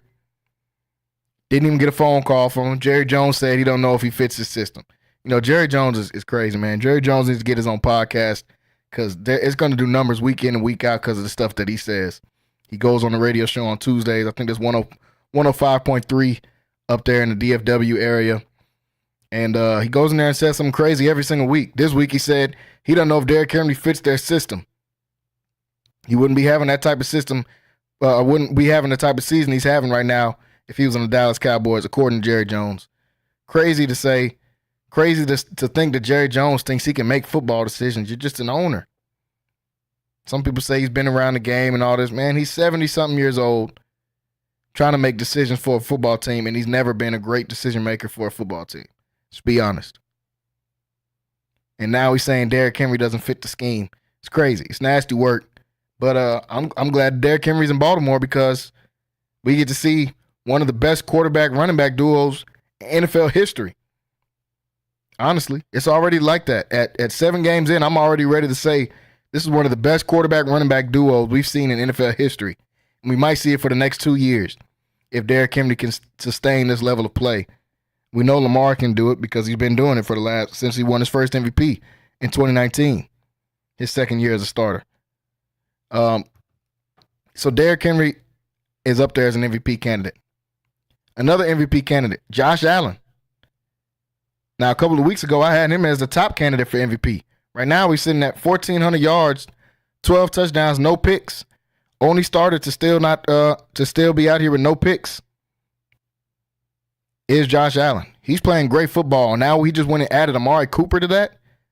That's why I put the Bills in my top 5. You're just giving him another weapon to improve on how he's already playing. He's already playing at an MVP level. Josh Allen, we've seen him get to the conference finals, to the conference championship game. Wasn't able to win over Mahomes. We've seen him be a Pro Bowler, seen him be an All-Pro. MVP is something we haven't seen him do. This is going to be one of the best cases. This is going to be his best case for winning MVP, and he honestly would be the front runner. If Lamar wasn't playing so crazy right now, he would be the front runner. 12 touchdowns, 0 picks, 7 games into the season is spectacular. He's playing great football. The Bills are playing good football. They're sitting at 5-2. They got blown out by the Ravens. That's one of their losses, is getting blown out by the Ravens. So I got to put Lamar ahead of him as far as an MVP candidate. So those are my top 3 MVP candidates right now in the league. I think those 3 are playing phenomenal football. 2 of them happen to be on the same team, so they'll take them out. If I had to put another one in there, it would be Jared Goff, man. Jared Goff has played sensational over the last 3 or 4 games, man. The last game had a great game against the Minnesota Vikings. 22 of 23 in his last game against the Vikings, who we've seen has been one of the better teams in the league. 2 touchdowns, no picks. The week before that, he didn't need to do much. They blew out Dallas. He went 18 for 25, 3 touchdowns, no picks, 315 yards. The week before that, on Monday Night Football, he goes 18 of 18 as they beat the Seahawks. 2 touchdowns, no picks. Come on, man. He's playing great football right now. And they're winning. Even without Aiden Hutchinson, who I said is their best player on the team. They're winning even without Aiden. So I have to put Jared Goff in that conversation as well as far as an MVP candidate. I think this Detroit team has a real chance to go out there and go all the way this year. I think they have enough to get to the Super Bowl. They lost in the NFC Championship last year, even though they had a lead on San Francisco. San Francisco came back in that game led by Brock Purdy, honestly. Even though Brock Purdy's playing bad right now, got to give him credit for that. He led that comeback for the 49ers last year as they came back on the Lions. But Jared Goff played great in that playoffs last year. No, it's not a surprise to me that Jared Goff can play good in this system. Do I think he's one of the best quarterbacks in the league? No. I think he's good, though. I think he's good. Rocky and Kyrell try to convince me that Dak is better than him. I don't think so. I think that I'm taking Jared Goff over Dak. That's just me. And that's probably a lot of other people too, honestly. But I'm taking Jared Goff over Dak. But Jared Goff is an MVP candidate. And if the Lions keep winning like they are right now, I don't see why he couldn't go out there and win an MVP. He's playing great football the way he's playing it right now. He's had a great October so far. This week they got the Titans. Y'all think it's going to stop against the Titans? I don't think so. Titans sitting at 1-5, one of the worst teams in the league. So I don't think it's going to stop this week. I think he's going to keep playing good football. So those are my top MVP candidates in the year so far. As always, folks, jump in the chat. Go in the comments on Facebook or on YouTube. Centex Sports Network on both of those. Go in the comments. Let me know if I'm tripping or if I'm leaving somebody out of my potential MVP candidates that I have so far this year. I said Lamar. He is the leader for the MVP candidates right now. But Josh Allen, Derrick Henry, and Jared Goff are all in there as far as MVP candidates as well. So, folks, we got about 15 minutes left here on the show. Want to dive into some of these games for the NFL slate this Sunday. It starts on Thursday night. We get the Rams versus the Vikings. I expect the Rams to come out. I don't know why I said that. I expect the Vikings to come out with the win in this one. They coming off of a narrow loss against Detroit, who I said is one of the best teams in the league. They're still sitting at 5-1. They're -3 favorite in this game. Don't know why they're only a 3-point favorite, but I'm going to get in on that action early. I got Minnesota in this game. Give me the points. -3, even though it's on a short week, Thursday night football. I still like Minnesota in this game. I think the Rams have potential to try to make it competitive, but it's the Rams. What are we talking about? It's the Rams. They're and I'm gonna put these down too live while I'm doing it with y'all, while I'm picking with y'all, so we can see how this ends up turning out at the end of the week. But I got Minnesota -3 in this game. I don't know why the spread is so close like that. I think the Vikings could easily be a touchdown favorite in this game, but that's what Vegas thinks right now. I think it's going to be closer than that, so I'm cool with it. I'll take the points, but I got Minnesota winning in this one. Sam Darnold's been playing good so far this year. He's starting to tail off a little bit. 12 touchdowns, 5 picks, over 1,300 yards. Still got one of the best receivers, if not the best receiver in the league, in Jettis. And Brian Flores is still doing a great job on the defensive side of the ball, cooking with his defense. So I like Minnesota, not only in this game, but going forward in the season. I just like Minnesota. The Jets and the Patriots. Can the Jets get back in the win column? Some of you have seen my video on Instagram. We clipped up a video of me talking about the Jets a few days ago. And I talked about this schedule. The schedule that the Jets have coming up, if they don't get back on track with the schedule that they have, this is exactly what I said, then they're cooked. We're looking at them. They've lost 4 games in a row. This is a team that we thought could contend in the AFC. They've lost 4 in a row now after winning against the Titans and Patriots, who are 2 of the worst teams in the NFL.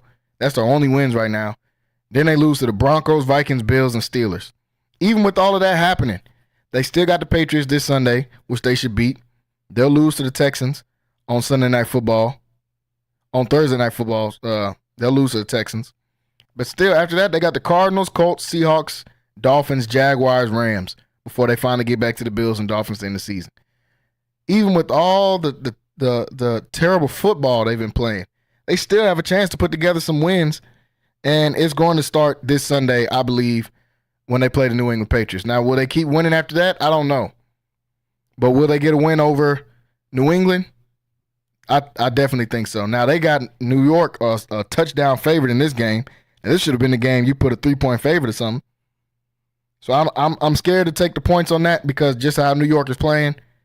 But I like New York in this game, so you can take a money line in this one. For those of you that, make some friendly wagers out here, not influencing anybody to make any bets, definitely don't want you to spend your last dollars, your last $2. Don't want to make you spend any rent money. You owe child support. Don't go spending your money and think you're gonna win it here and make all your child support money in one weekend. But if you are making a couple of friendly wagers, I like the Jets money line in this one because that -7 is just a little bit too much for me in that one. We got Philadelphia and Cincinnati. Philadelphia is trending upwards. Cincinnati is kind of trending upwards, but that's because they had nowhere to go but up. Joe Burrow is playing, honestly, at an MVP level, but his team is just sorry. His team is sorry, man. The Bengals are not good. They're sitting at 3-4, but they're better than what their record says. And when you have a quarterback like Joe Burrow, you can always turn it around. They got the Eagles this Sunday. After that, they got the Raiders. That's when somewhere they could pick up a win. They got the Ravens. The AFC North is going to be tough. You got the Chargers after that, then the Steelers and Cowboys. So they got a tougher schedule coming up. But it's not like any of those games are just non-winnable games. Maybe the Ravens, but they always play the Ravens tough, so I can't even say that. They just played the Ravens super tough and had a lead on the majority of the game a couple of weeks ago. In an overtime game, 41-38. They got Philly this weekend, though. This is going to be a really, really good game. I'm actually excited to be able to watch this one in Philly and Cincinnati. I think it's going to be one of the better games of the week, even though a lot of people aren't talking about it because the Bengals are 3-4. Both teams need a win, though. Philly's trying to get over that hump and keep their win streak going and get over that hump of Washington right now. They won 2 in a row, but it was against Cleveland and New York. So, yeah, of course you won 2 in a row. Can they make it 3 this week? It's going to be tough. The way that this Bengals team is playing right now, would not be shocked if the Bengals went out here and won this game, and they're playing it at home. They're playing this one at home as well. This is going to be a really good game. I think one of the better games of the week. If I had to pick it right now, I'm always hesitant to pick this early in the week, even though a lot of people like to make their bets early in the week because I don't know what that injury report's going to look like until Friday and they stop having practice. Somebody could always roll an ankle or something in practice. You don't never know.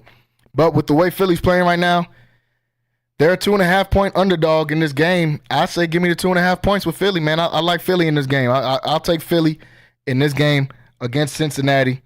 Even though Cincinnati is favored in this game,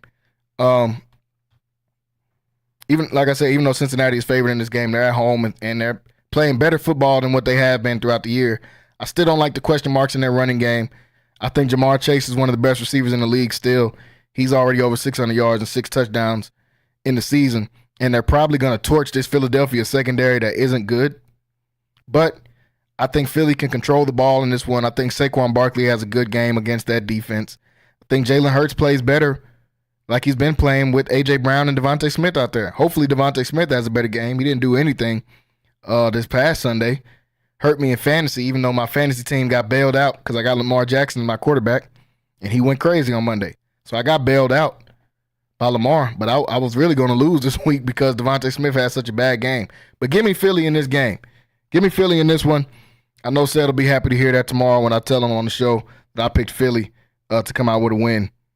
And I'm sure he's got Philly to come out with a win too in this game against the Bengals. But give me Philly in this game. I like the 2.5 in that one, and I would not be shocked at all if the Bengals are able to come out and get a win in this one. Tampa Bay and Atlanta Falcons. This is a game was a great game a couple weeks ago on Thursday Night Football. I think it's going to be a good game again this week. The problem is the Buccaneers just got 2 major injuries. Their best 2 receivers just got hurt. That's why I said I wouldn't be shocked if they go out and go get trade for a Cooper Kupp to try to bring in, with Mike Evans being out with the hamstring. We don't know how long he's going to be out, how long his timetable is. And Chris Godwin now on IR after he got that nasty leg injury on Monday Night Football. I got to take the Falcons in this one. I would have picked Tampa Bay in this, but with the recent news of the injuries, I got to take the Falcons. They're a 2.5-point favorite in this game, and I'm not mad at that. 2.5 is not a lot. I like that number, and I think that Atlanta could come out and get a win in this game against Tampa Bay while they're hurt. Now, Tampa Bay is at home.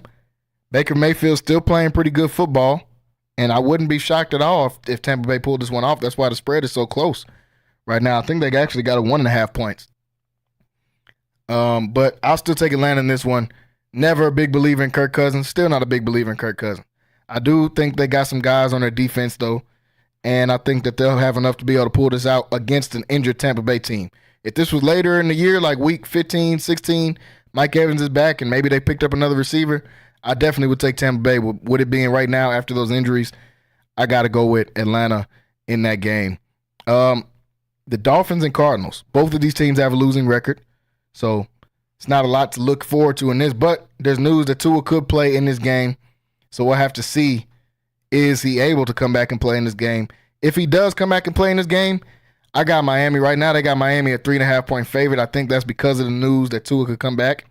This is why I don't pick games this early, but as of right now, with the news that Tua is probably coming back this week, I got to take Miami. And the Cardinals are one of those fringe wild card teams right now, especially with the way that the NFC West is looking. They're actually sitting at second place in the NFC West. NFC West pretty beat up. Seahawks leading that division. But even with them getting a win on Monday Night Football against the Chargers, I think the Dolphins, if Tua plays, this is only if Tua plays, Dolphins are probably going to come out here and smack the Cardinals. If Tua plays. I wouldn't be mad at taking them as a touchdown favorite in this game. But give me Miami right now. They're sitting at 3.5 points. I like that, and I'll take Miami in this game. And once again, this is if Tua plays. Why I don't like picking this early, because we might get all the way to it and they say, we don't know if Tua's going to go out there and play. But I like Miami in that one. The Houston Texans and the Indianapolis Colts. Indianapolis isn't a terrible team, even with they've had some really bad moments. I think Anthony Richardson can't throw a 5-yard out route. He's got a crazy arm. We've seen it in week 1 when they played the Texans. Crazy arm. But I don't see them beating the Texans this week, especially with us coming off of a rough loss last week where we had a chance to win that game and Green Bay goes down the field at the end and kicks field goal to win it. They got the Texans as a 5-point favorite. I'll take that 5 points. I think we'll take care of business, especially at home. We're 3-0 at home. Both of our losses have been on the road. We got blown out by Minnesota, and then Green Bay, we lost after the last-second field goal. Anthony Richardson and the Colts, they're coming off of a win in their last game against the Dolphins, who ruined my Sunday parlay because that was the only one I got wrong, was that Dolphins team. I thought the Dolphins would be able to sneak out a win against the Colts. But the Colts are now sitting at 4-3, second place in the division, and in position to be a wild card team as of right now. They're a win away from being in first place in our division, being tied for first place in our division. I don't think it starts this week, though. I think the Texans take care of business with this one. Texans -5. Right now they got a -6. That's kind of a lot. If you want to stay on the safe side, I would just take Houston money line. I think Houston's going to come out and get a dub in this game on Sunday. Buffalo and Seattle, another one of these games is going to be really good. I like Buffalo in this game, even though Seattle's at home. We know 12th man, all this stuff. And Seattle's a tough place to play, even though they're 2-2 at home so far this season. Buffalo's also got 2 losses on the road. Their only 2 losses have been on the road this season.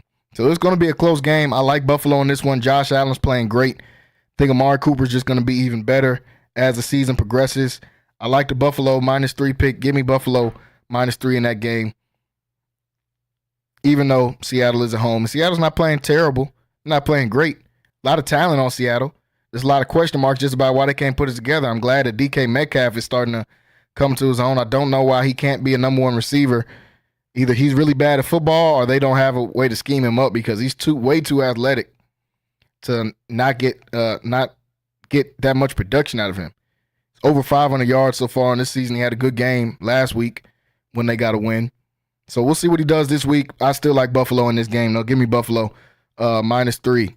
Another really good game this week, before I go to the Sunday night game, is the Chicago versus Washington, the battle of the number 1 and the number 2 pick. It's at Washington. They're at home, but Jaden Daniels is questionable. Now, I think they're saying he's going to play. He got hurt last week, and Marcus Mariota came out there and played. But I like Chicago in this game, even though they're 0-2 on the road, and the Commanders are 3-0 at home. I don't know how healthy Jaden Daniels is going to be in this game. Honestly, if Jaden Daniels didn't sustain that injury, I probably would have picked Washington. But with him getting that injury, I don't know how healthy they're going to be. And honestly, the Bears are just more talented than the Commanders. I got to roll with Chicago in this one. They got a -3 right now. It's not a terrible number to pick them at right now. I gotta go with the Bears. I gotta go with the Bears as of right now. But once again, that's why I don't like making picks this early in the week, because we don't know what story is gonna come out about Jaden Daniels.